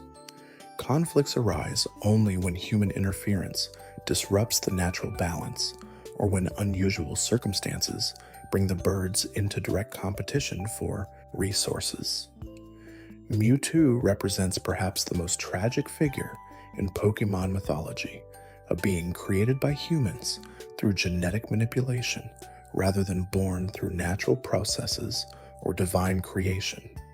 The scientists who engineered Mewtwo sought to improve upon Mew, the ancestral Pokémon whose DNA supposedly contains the genetic information for all species. They succeeded in creating something more physically powerful than Mew, but failed to anticipate the psychological consequences of bringing a sentient being into existence through laboratory procedures. The immense psychic power that Mewtwo possesses exceeds even Mew's formidable abilities. Where Mew's psychic energy manifests as playfulness and curiosity, Mewtwo's raw psionic force can reshape matter, levitate objects weighing tons, generate barriers capable of withstanding military-grade weapons, even influence the thoughts and memories of other beings. This power emerged not from gentle evolution or divine bestowal, but from forced genetic optimization, attributes pushed beyond natural limits without regard for the stability or well-being of the resulting creature. Mewtwo's origin story, documented in the journals found at the Cinnabar Mansion, reads like a horror story of scientific hubris. The early entries bubble with excitement about successful cell cultures and early development. Middle entries note unexpected complications, the clone developing faster than anticipated, showing signs of consciousness earlier than predicted, responding to stimuli in ways that suggested intelligence rather than mere reflexive behavior. Late entries shift to concern and fear, observations that Mewtwo was growing stronger daily, that containment might become impossible, that the creature seemed angry. The final entry's terse statement that Mewtwo escaped after destroying the facility doesn't capture the human cost of this failure. People died in that escape, crushed by falling rubble, or killed by psychic attacks when they attempted to restrain or recapture Mewtwo. The creature they had created, the living weapon they hoped to control, proved utterly beyond their ability to contain. Mewtwo's rage wasn't mindless destruction, but rather calculated vengeance against those who had imprisoned it, who had brought it into existence for purposes it never consented to serve. The philosophical crisis that Mewtwo experiences, questioning its right to exist, wondering whether being artificial makes it inferior to naturally born Pokémon, resonates with existential questions that sentient beings grapple with throughout history. Mewtwo didn't ask to be created and owes nothing to its creators, yet it cannot escape the fact that its existence began in a test tube rather than an egg or womb. This origin story shapes Mewtwo's identity, whether it wants that influence or not. The search for purpose that drives much of Mewtwo's behavior post-escape reflects its need to prove that artificial life possesses the same validity as natural life. If Mewtwo can accomplish things that naturally born Pokémon cannot, if it can demonstrate worth through actions rather than mere existence, perhaps that will resolve the gnawing doubt about whether it deserves to live. This desperate need for validation makes Mewtwo simultaneously sympathetic and dangerous, willing to take extreme actions to prove itself. Mew's status as the ancestor of all Pokémon gives it mythological importance that even Arceus's creative power doesn't entirely eclipse. Where Arceus shaped the world itself, Mew contains within its tiny body the genetic potential from which every Pokémon species eventually emerged. This doesn't necessarily mean that Mew directly birthed every species, but rather that Mew represents a common ancestral form, a trunk from which the evolutionary tree of Pokémon branched into its countless varieties. The DNA within Mew's cells supposedly includes the genetic sequences for every type, every ability, every physical form that Pokémon have developed over millions of years of evolution. This comprehensive genetic library allows Mew to learn any technique with enough practice, transforming temporarily to match any Pokémon's appearance, adapting to any environment. Mew doesn't possess permanent access to all these forms, but rather can access them sequentially, shifting between different genetic expressions as situations require. Mew's playful nature contrasts sharply with the serious demeanor of most legendary Pokémon. Where Dialga and Palkia maintain their cosmic responsibilities with unsmiling dedication, where Giratina broods in its distorted realm, Mew plays. It teleports randomly, exploring the world with childlike curiosity, interested in everything, threatened by nothing. This lighthearted approach to existence stems from Mew's security in its identity. It knows what it is, the foundation from which all Pokémon arise, and this knowledge eliminates any need to prove worth or demonstrate importance. The invisibility that Mew achieves through advanced psychic techniques allows it to observe without being observed, to move through the world without disturbing what it watches. Mew uses this ability not to hide from threats. Its power makes almost nothing truly threatening, but rather to avoid disrupting the natural behavior of creatures it studies. A Pidgey acts differently when it knows a legendary Pokémon is watching, so Mew remains hidden, witnessing authentic behavior that provides insights into how evolution is progressing. Mew's rarity, the fact that most people live entire lives without seeing one, protects it from the demands and expectations that burden more accessible legendary Pokémon. Lugia must calm storms, Suicune must purify water, Heatran must regulate volcanic activity. Mew has no such obligations beyond its role as genetic ancestor, a role that requires nothing active once the initial diversification of species occurred. This freedom allows Mew to simply exist, playing and exploring without bearing responsibility for maintaining cosmic systems or natural processes. The relationship between Mew and Mewtwo represents nature versus nurture in the starkest possible terms. They share nearly identical genetic material, yet their personalities and behaviors couldn't be more different. Mew embodies innocent curiosity, playing for the joy of play, exploring because exploration is interesting. Mewtwo struggles with anger, identity crisis, desperate need for purpose.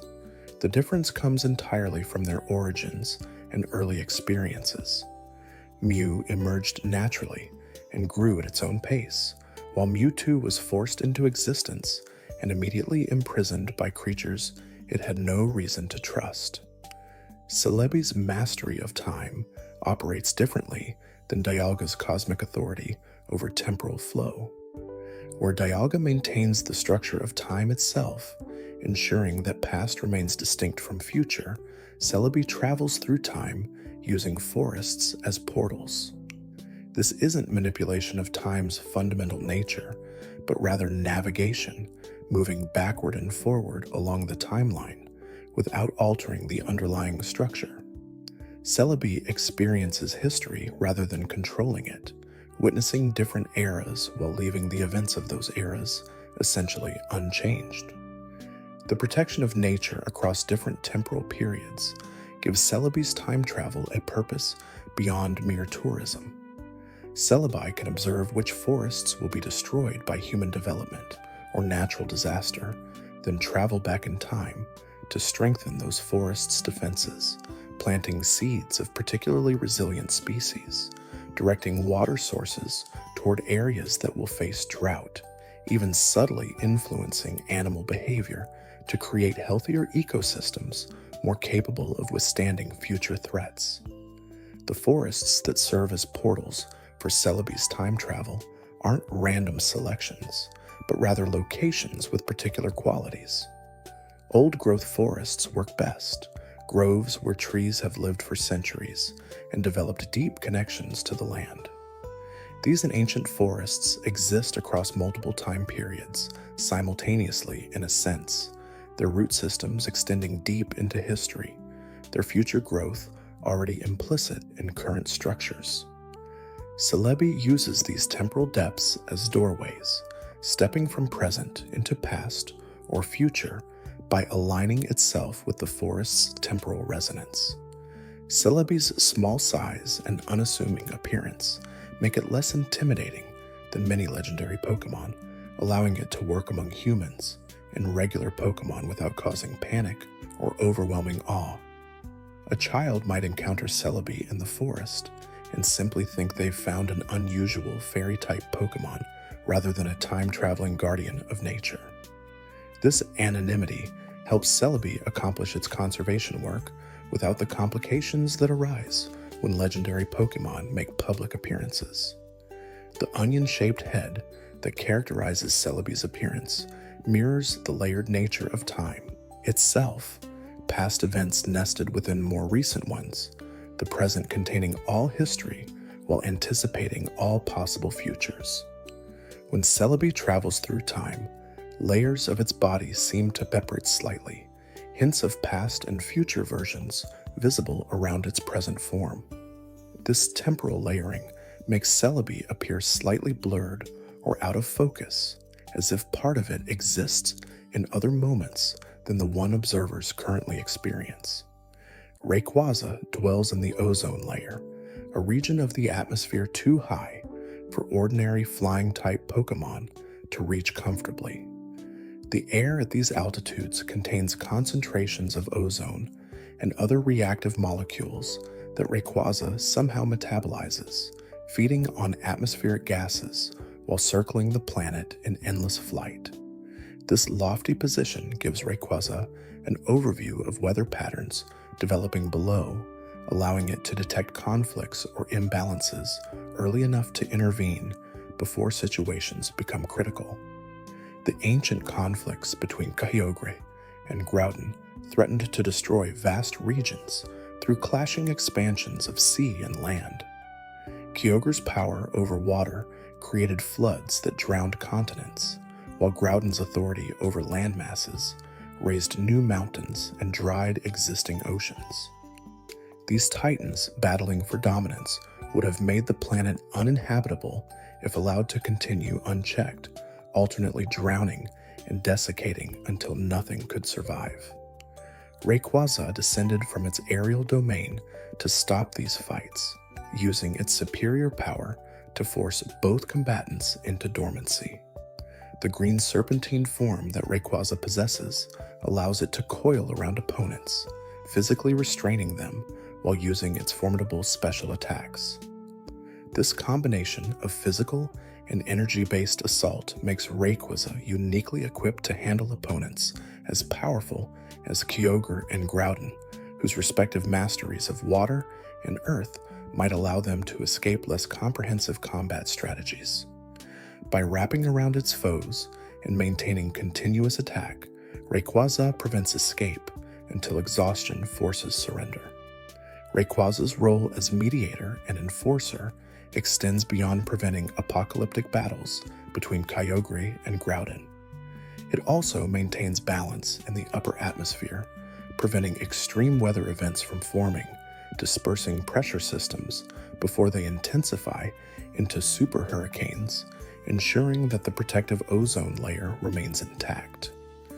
This atmospheric maintenance occurs continuously and automatically, Rayquaza's mere presence helping to stabilize systems that might otherwise fluctuate wildly. The mega evolution that Rayquaza uniquely achieves without requiring a held megastone or human trainer demonstrates its exceptional nature among legendary Pokémon.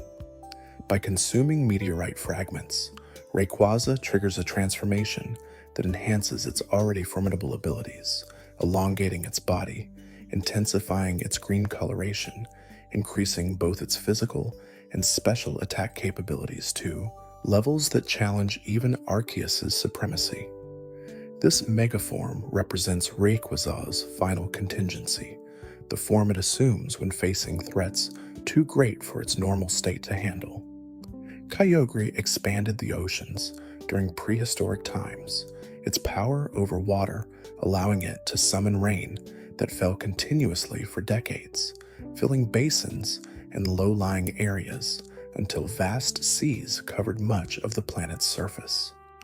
This aquatic expansion served important purposes in the young world's development, creating environments where marine life could evolve, establishing ocean currents that would distribute heat around the globe, providing water sources for terrestrial life once Groudon's landmass creation balanced the equation.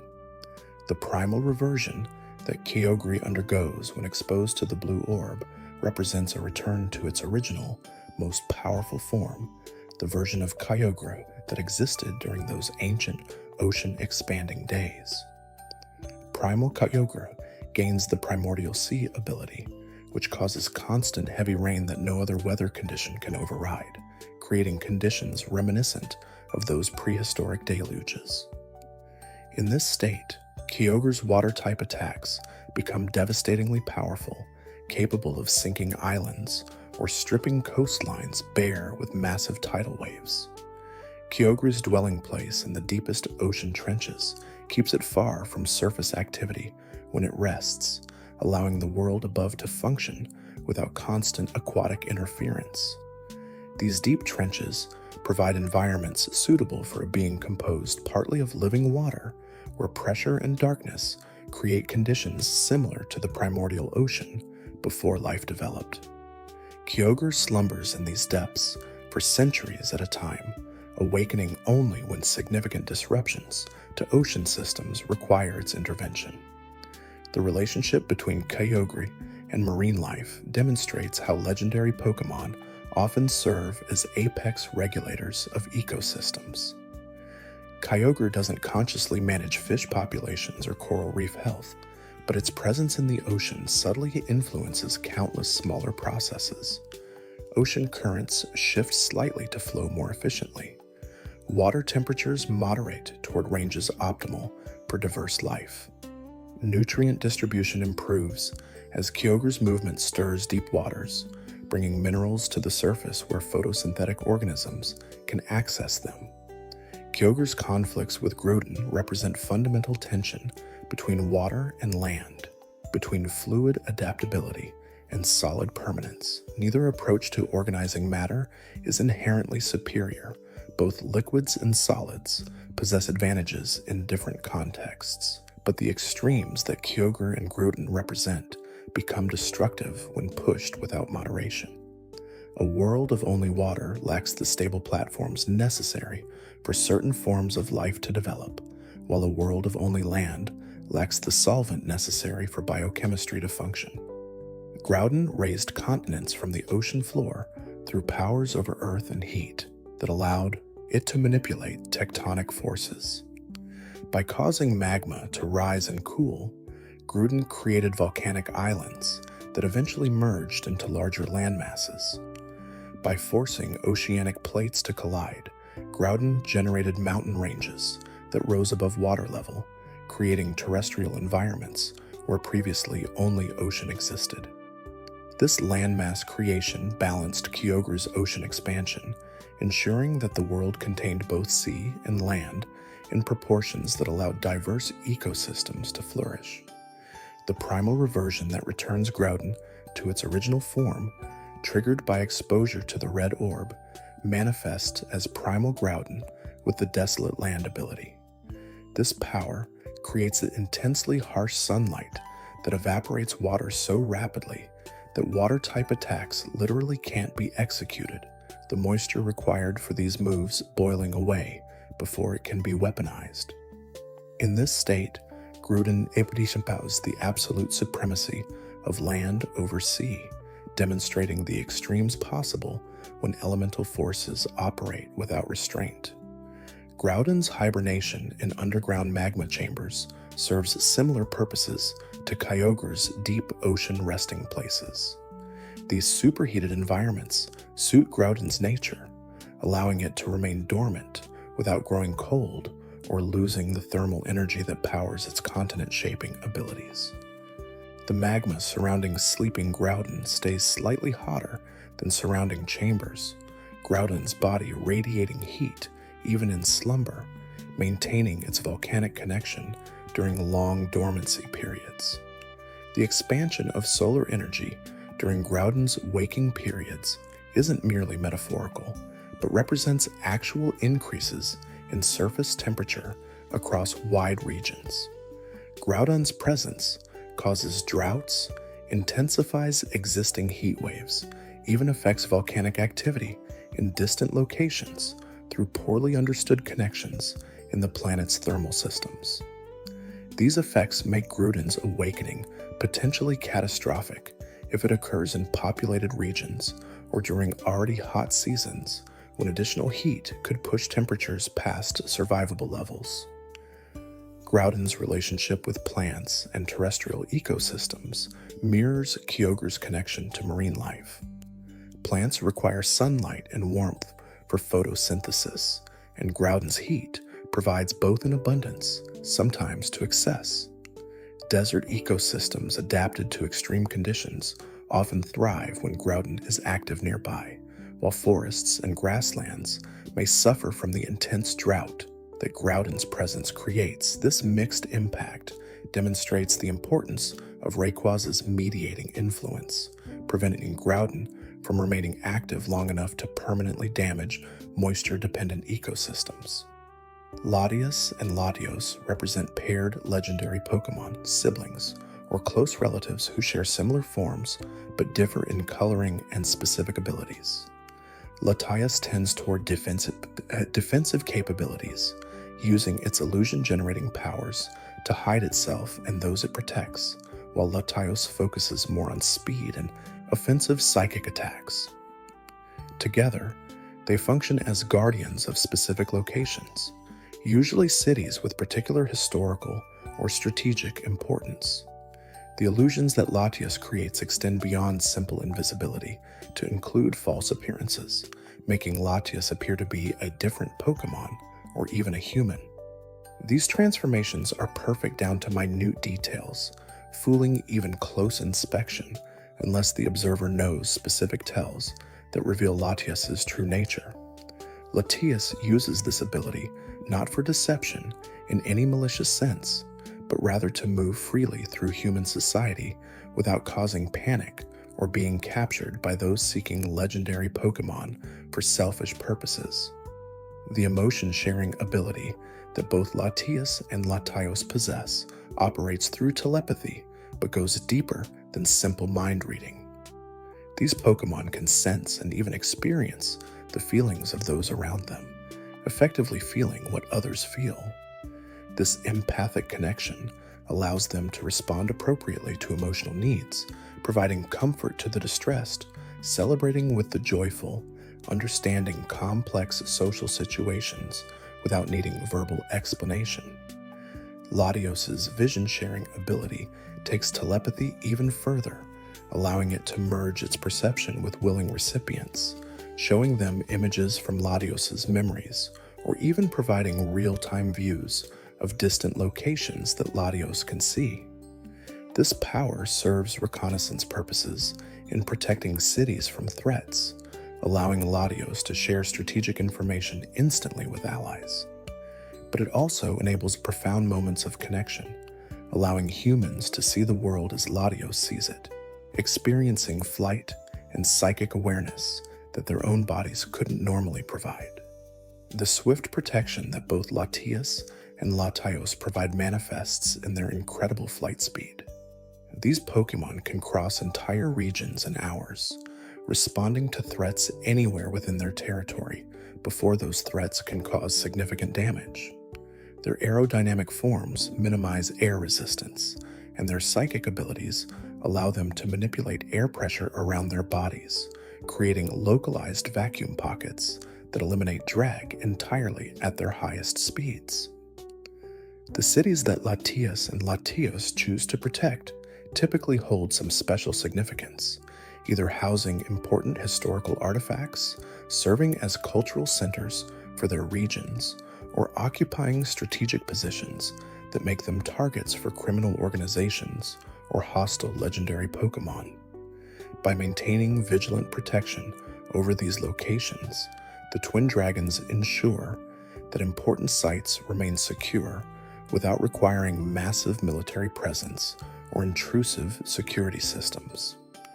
Regirock, Regiki, and Registeel form a trio of guardians created by Regigigas, each representing a fundamental material: rock, ice, and metal. These titans serve similar roles despite their different compositions, standing as silent sentinels in locations that Regigigas deemed worthy of eternal protection. Their bodies contain no visible organic components, appearing to be purely elemental constructs animated by some force beyond conventional biology. The animated rocks that comprise Regirock's body weren't carefully selected, but rather gathered from ruins where they lay, fragments of destroyed structures gaining new purpose through Regigigas' creative power. This origin from ruins gives Regirock a connection to forgotten history, its body literally composed of the past, carrying memories of civilizations that crumbled centuries ago. Some legends suggest that Regirock can access these memories, knowing events that occurred in the buildings from which its constituent stones came. The regenerative ability that allows Regirock to replace damaged sections by absorbing new rocks from its surroundings makes it nearly impossible to defeat permanently. Even if reduced to a few core fragments, Regirock can rebuild given time, and access to sufficient rock material. This resilience suits its role as Eternal Guardian, ensuring that whatever Regirock was assigned to protect remains guarded regardless of how many centuries pass or how many battles Regirock must fight. The patterns of lights on Regirock's face, shared in different configurations by all three Titans, function as sensory organs despite lacking any obvious connection to traditional eyes, ears, or other sense structures. These lights flicker in response to stimuli, brighten when Regirock focuses attention, dim when it enters dormant states. Researchers studying the Titans hypothesize that these patterns might represent a form of communication, a visual language through which the three Guardians coordinate their activities even when separated by continents. Regis formed from ancient ice in the deepest glaciers, ice so old it predates human civilization, compressed over millennia into crystals harder than diamonds. This ancient ice carries properties that modern ice lacks, remaining solid at temperatures that would melt ordinary frozen water, maintaining structural integrity under stresses that would shatter contemporary glaciers. The extreme age of the ice composing Regisi's body suggests that this Titan might be among the oldest beings in the Pokémon world, possibly predating even some of Arceus's direct creations. The cold that radiates from Regiki goes beyond simple low temperature to represent near absolute zero, temperatures at which molecular motion almost ceases, almost ceases entirely. At these extreme temperatures, conventional physics behaves strangely.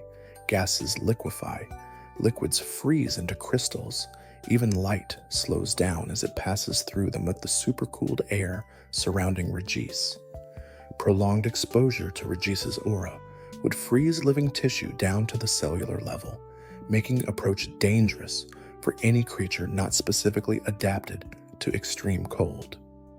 The ice armor that forms around Regis in battle accumulates from moisture in the surrounding air, crystallizing instantly upon contact with Regis's freezing surface. This armor provides additional defense beyond Regis's already substantial durability, creating layers that attacks must penetrate before reaching Regis's core. Even when this armor is damaged or melted, it regenerates within seconds, moisture constantly available in most environments to replace lost protection. Registeel's meteoric origin story sets it apart from terrestrial legendary Pokémon, suggesting that some component of Registeel came from beyond the planet, possibly from beyond the solar system entirely. Meteorites carry elements and compounds formed in stellar furnaces, materials created under conditions Earth's core never achieved. This extraterrestrial origin might explain Registeel's immunity to corrosion and aging, its metal following different rules than earthly iron or steel. The pristine surface that Registeel maintains, despite its apparent age, challenges understanding of normal oxidation processes. Iron rusts when exposed to oxygen and moisture, a process that should have reduced Registeel to corroded fragments millennia ago. Yet Registeel shows no rust, no tarnish, no degradation of any kind, suggesting that its metallic structure either doesn't react with atmospheric gases or continuously repairs oxidation damage faster than it can accumulate. The reflective properties that allow Registeel to redirect solar energy internally suggest a mechanism for self-powering that doesn't require external fuel. By capturing and storing light energy in internal structures, Registeel maintains the animation and consciousness that distinguish it from simple metal sculptures. This solar sustenance makes Registeel potentially immortal in the sense that it will never starve or run out of energy as long as sunlight exists to fuel it. The passages that Registeel blocks aren't necessarily dangerous in themselves, but rather lead to places or contain things that Regigigas judged too risky for general access. Some guard chambers containing artifacts of immense power, objects that could reshape civilizations or destroy them if misused. Others block entrances to realms outside normal reality, dimensional boundaries that shouldn't be crossed casually. Still others simply mark locations where the past should remain buried, sites of tragedies or crimes that would harm the living if disturbed.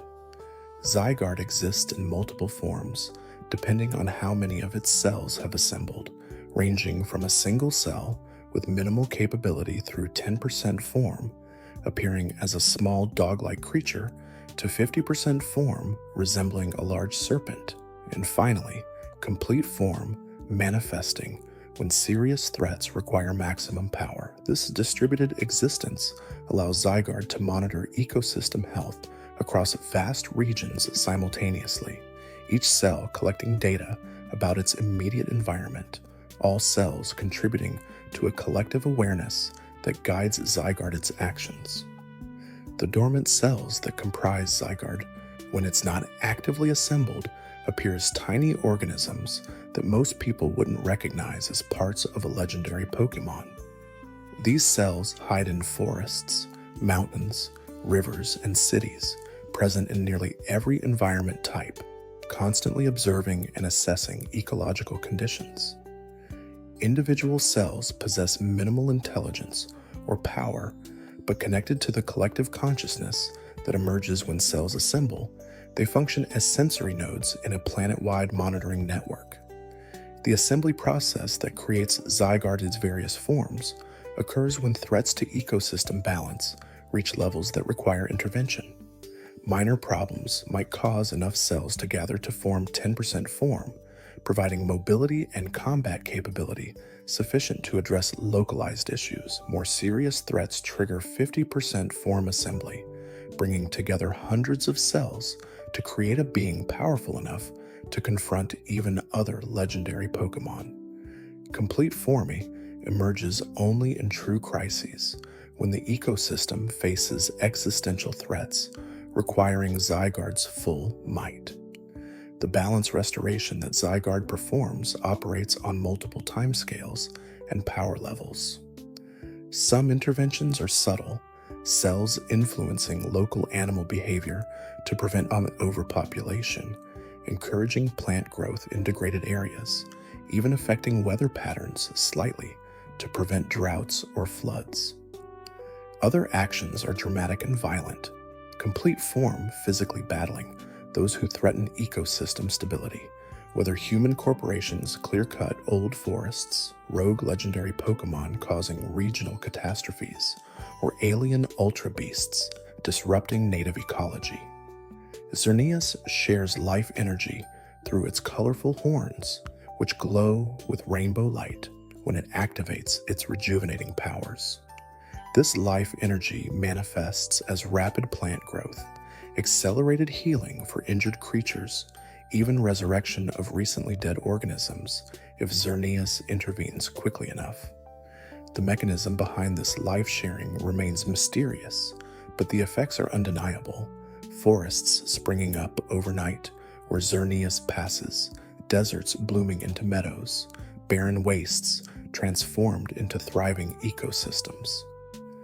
The tree form that Xerneas assumes during its dormant periods serves both as camouflage and as a way to slowly accumulate the life energy needed for its next active period. While appearing as a tree, Xerneas absorbs nutrients from soil, energy from sunlight, moisture from rainfall, all the inputs that normal trees use but concentrated and transformed into the vital essence that Xerneas distributes when active. This dormancy can last centuries, Xerneas remaining rooted in one location until sufficient energy accumulates to warrant awakening. The geomancy technique that Xerneas employs to channel life force into soil operates through resonance with the Earth's natural energies. By attuning its horns to specific frequencies, Xerneas can amplify the flow of nutrients, accelerate decomposition of organic matter into usable forms, even stimulate beneficial bacterial growth in the soil. These effects compound over time, treated soil remaining more fertile than surrounding areas for years after Xerneas' influence ends. Yveltal represents the necessary opposite to Xerneas' life-giving nature, draining vital energy from its surroundings to sustain itself. This isn't malice, but rather ecological necessity, death being as essential to healthy ecosystems as birth. Without death clearing away old growth and returning nutrients to circulation, forests would become choked with standing dead trees, animal populations would explode beyond sustainable levels, evolution would stagnate without selection pressure from mortality. The cocoon form that Yveltal enters when it prepares to rest represents a return of absorbed life energy to the earth. As Yveltal folds its wings and enters dormancy, the vital force it had accumulated during its active period flows out gradually, feeding into the soil and water around its resting place. This released energy doesn't restore specific individuals, but rather enriches the general environment, making conditions favorable for new life to emerge and flourish.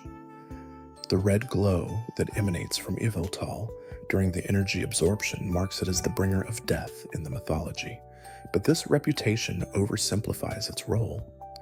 Yveltal doesn't kill indiscriminately or pursue mortality as an end in itself.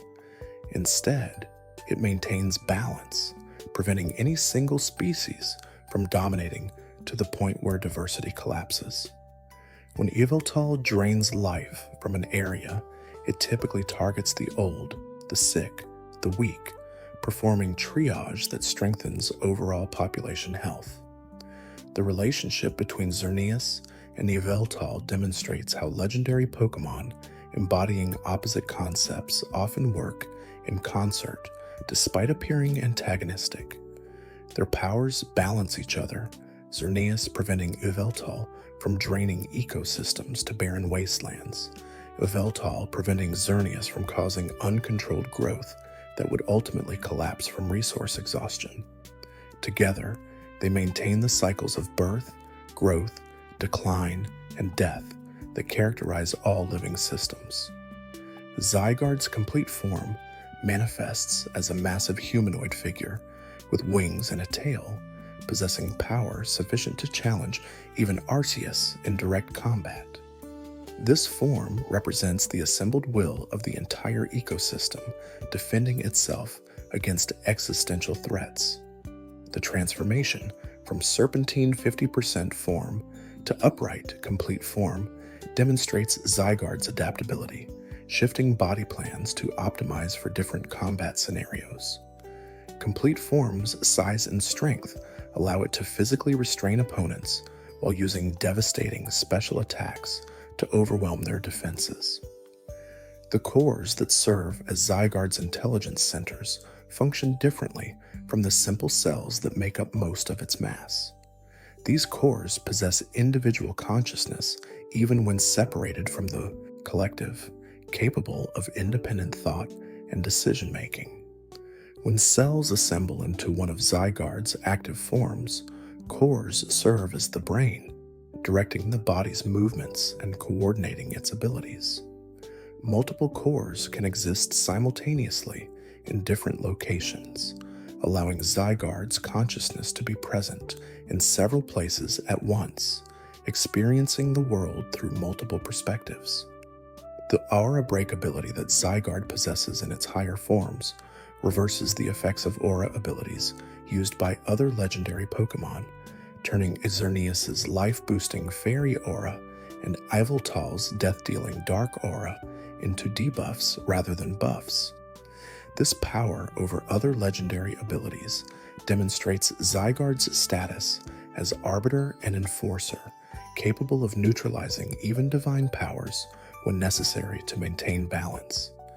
The ability isn't aggressive in its intent, but rather represents Zygarde's fundamental purpose, ensuring that no single force, not even other legendaries, can dominate to the point of destroying equilibrium.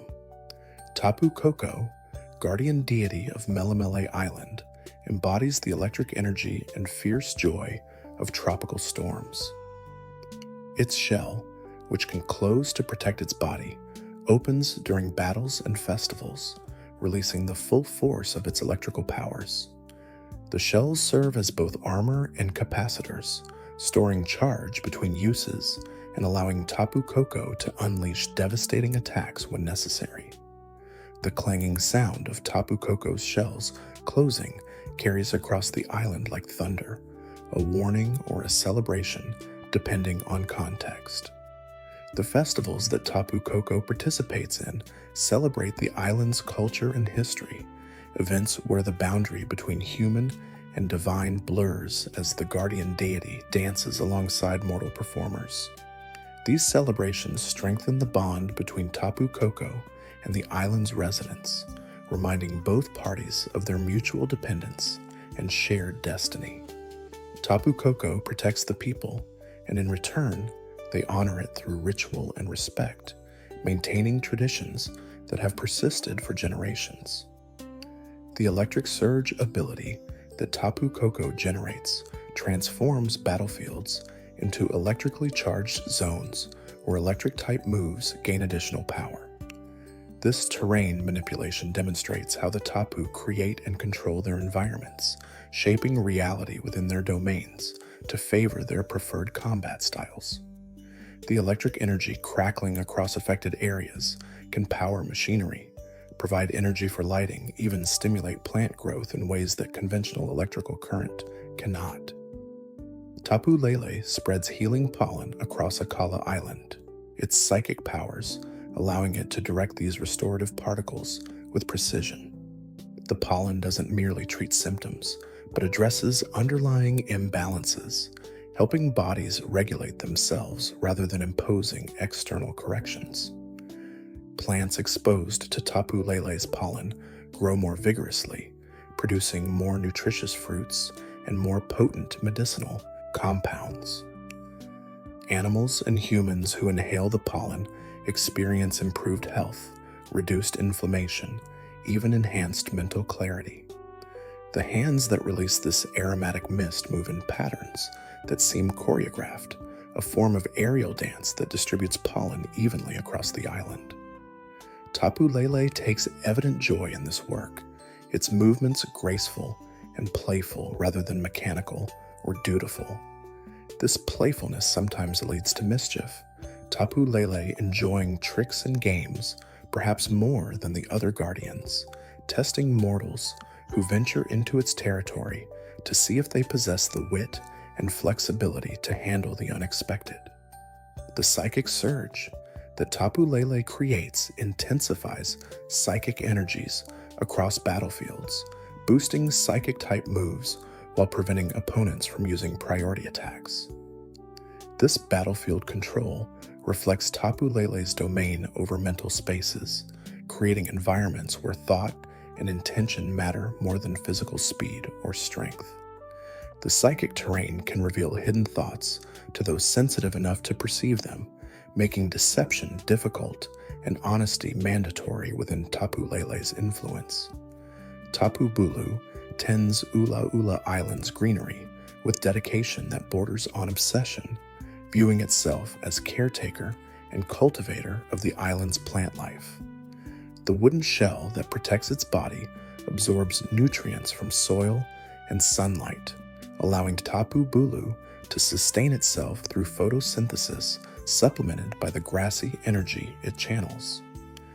This shell grows slowly over centuries, rings forming like tree rings that mark the passage of seasons and the history of Tapu Bulu's long stewardship. The charging of Tapu Bulu's shell with grassy energy occurs continuously, energy accumulating gradually until Tapu Bulu can release it in devastating attacks or beneficial growth surges. When directed at plants, this energy causes explosive growth, seeds sprouting and maturing to fruiting within days rather than months. When directed at opponents, the same energy becomes destructive, vines erupting from the ground to entangle and crush, grass blades hardening into cutting weapons that slice through steel. The grassy surge ability transforms battlefields into meadows where grass-type moves flourish and healing occurs gradually for those standing on the enriched ground. This terrain represents Tapu Bulu's ideal environment, where green things grow and life finds sustenance even amid conflict. The grass that emerges during grassy surge isn't ordinary vegetation, but rather manifestations of pure grass-type energy, existing only as long as Tapu Bulu maintains the terrain and fading when the effect ends. Tapu Fini protects Pony Island's waters with serene dedication, creating calm zones where even the most aggressive aquatic Pokémon become peaceful. The fog that Tapu Fini generates isn't mere water vapor, but rather a manifestation of its purifying powers, mist that cleanses both physical contamination and spiritual corruption. Sailors who become lost in Tapu Fini's fog report strange experiences, visions of past mistakes and future possibilities, emerging from the mist with clearer understanding of their lives' directions. The bubbles that Tapu Fini creates serve multiple purposes beyond battlefield control. They can trap opponents, suspending them in aqueous prisons that gradually drain their energy. They can transport allies safely underwater, providing breathable air within perfectly spherical force fields. They can even carry messages, bubbles drifting on currents to reach specific recipients, popping to release words that Tapu Fini had whispered into them during formation.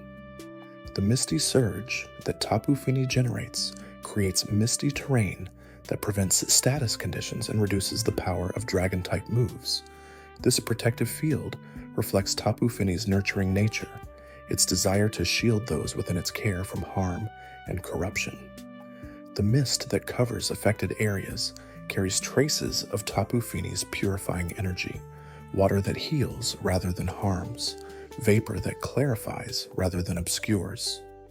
The Tapu collectively serve as Alola's divine guardians, each protecting its assigned island while cooperating when regional threats require unified response.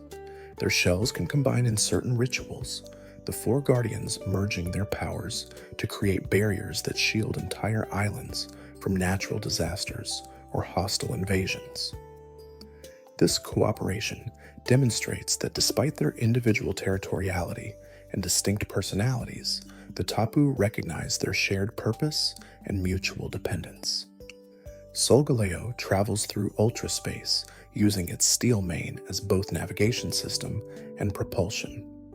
The lion-like form that Solgaleo possesses combines power with grace, muscles rippling beneath its metallic fur as it runs across dimensional boundaries that most creatures cannot even perceive. The third eye on Solgaleo's forehead opens when it activates its full cosmic powers, revealing depths that seem to contain entire galaxies, stars wheeling in patterns that hurt to observe too directly. The light that Solgaleo brings to dark worlds serves literal and metaphorical purposes. Some ultra-space dimensions lack stars or other natural light sources, existing in permanent darkness until Solgaleo passes through, its radiant mane illuminating surroundings and allowing life to perceive its environment. But Solgaleo also brings hope and understanding, its presence reassuring inhabitants of dark places that they haven't been forgotten, that connection to other worlds remains possible. The full metal body ability prevents Solgaleo's stats from being lowered by opponents' moves or abilities, representing the unchanging constancy of stellar objects. Stars burn according to physical laws that don't shift based on external circumstances, and Solgaleo embodies this astronomical stability. In battle, this makes Solgaleo exceptionally difficult to debuff, forcing opponents to rely on raw damage rather than status manipulation. Lunala absorbs light through its wings, creating localized zones of darkness where ordinary vision fails. This isn't merely absence of light, but rather active consumption, Lunala drawing photons into its body where they fuel the wormhole generation that allows interdimensional travel. The crescent shapes on Lunala's wings mirror the lunar phases, each one capable of opening independently to create small portals or working in concert to tear open massive gateways. The gentle ferry service that Lunala provides between dimensions represents a compassionate aspect of its nature. Many creatures become stranded in dimensions far from their homes, unable to navigate ultraspace's confusing geometries or lacking the power to open portals.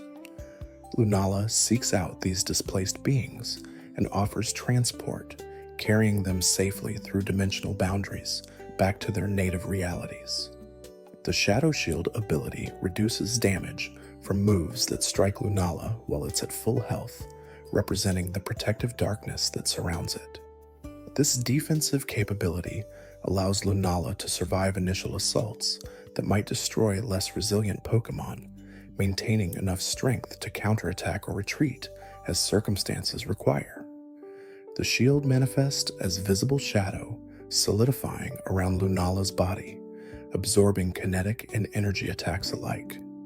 Cosmog represents the larval stage of Solgaleo and Lunala, a tiny cloud-like being that drifts aimlessly while gradually gaining control over cosmic forces. The evolution by observation mentioned in Legends refers to how Cosmog's consciousness develops through experience, each new sight and sensation contributing to the growth of awareness that eventually becomes sophisticated enough to direct cosmic powers purposefully. The gaseous composition of Cosmog's body makes it extraordinarily light, weighing almost nothing despite occupying visible space. This near weightlessness allows Cosmog to float on even the gentlest air currents, drifting through rooms or across landscapes without any apparent effort or intention. The lack of control frustrates Cosmog, its movements seemingly random until it develops sufficient consciousness to navigate deliberately. The teleportation ability that Cosmog possesses even in its earliest stages suggests that dimensional manipulation represents an instinctive capacity rather than a learned skill for this species. Cosmog doesn't understand how it teleports or where it will appear, simply vanishing from one location and materializing in another seemingly at random. As Cosmog observes the world and builds understanding of spatial relationships, its teleportation becomes more controlled and purposeful. Cosmo M represents the pupal stage between Cosmog and the final evolution into either Solgaleo or Lunala. The motionless shell that characterizes this stage serves as a protective cocoon within which dramatic transformation occurs. Cosmo M's body hardens to withstand the intense energies building within, solar or lunar power accumulating until it reaches critical mass and triggers evolution. The weight that Cosmo M gains during this stage, becoming one of the heaviest known Pokémon despite its small size, reflects the compression of cosmic energy into matter. The stellar power stored within Cosmo M's shell approaches levels found in actual stars, contained only by the extraordinary durability of Cosmo M's hardened exterior. If this shell were to crack prematurely, the released energy could devastate entire regions, making Cosmo M potentially one of the most dangerous Pokémon, despite its complete inability to move or attack. This danger makes protecting dormant Cosmo M essential, ensuring that nothing disturbs them during the delicate metamorphosis period. Necrozma exists in multiple forms, depending on whether it has merged with Solgaleo or Lunala, each fusion granting it different capabilities and appearances. In its base form, Necrozma appears as a black crystalline being, light absorption having left it darkened and desperate for illumination. The prisms that make up Necrozma's body refract what little light it manages to gather, creating rainbow patterns across its surface that belie the darkness of its form.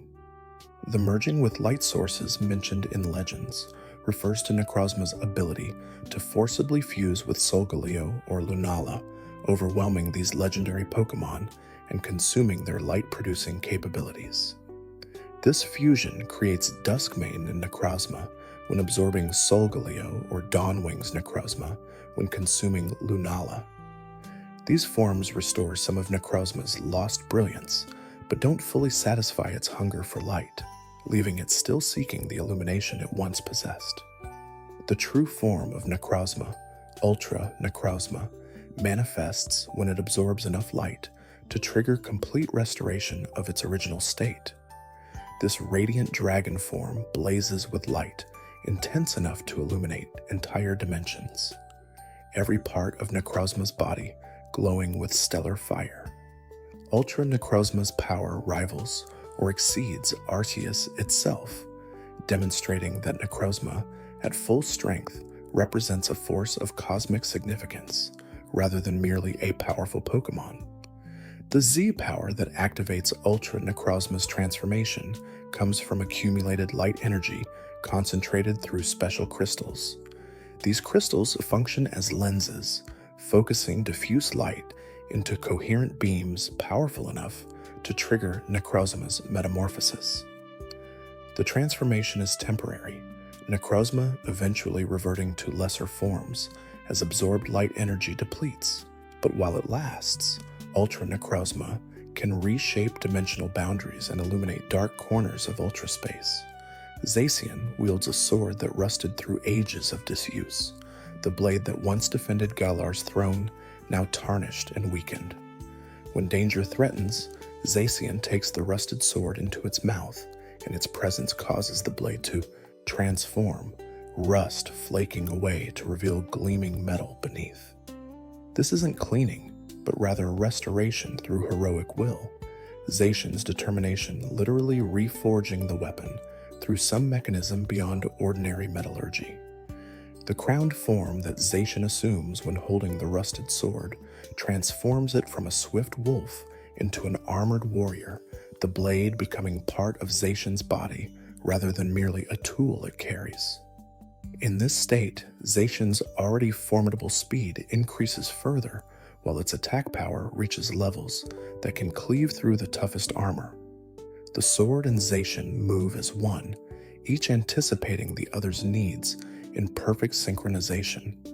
The defense of Galar's throne mentioned in legends refers to ancient battles where Zacian stood against invading forces or rogue legendary Pokémon that threatened the kingdom. These battles became legendary themselves, stories of the fairy warrior whose blade could cut anything, whose courage never wavered, who would die defending those it had sworn to protect. Zacian takes these oaths seriously, viewing its guardian role as sacred duty rather than mere employment. Zamazenta shields Galar with armor that, like Zacian's sword, rusted during long periods of peace, but restores to perfect condition when threats emerge. The shield isn't separate from Zamazenta, but rather grows from its body, metallic plates extending and interlocking to form an impenetrable defensive wall. This shield can block attacks from any direction, Zamazenta moving with surprising agility despite the massive protective structure it bears. The crowned form that Zamazenta assumes when holding the rusted shield transforms it into a fortress on legs, armor plates thickening and expanding to cover its entire body. In this state, Zamazenta can withstand attacks that would obliterate lesser Pokémon, standing firm against assaults that shake mountains and split the earth. The shield also serves offensive purposes, Zamazenta using it to bash opponents or creating shockwaves by slamming it into the ground. The partnership between Zacian and Zamazenta demonstrates the complementary nature of offense and defense.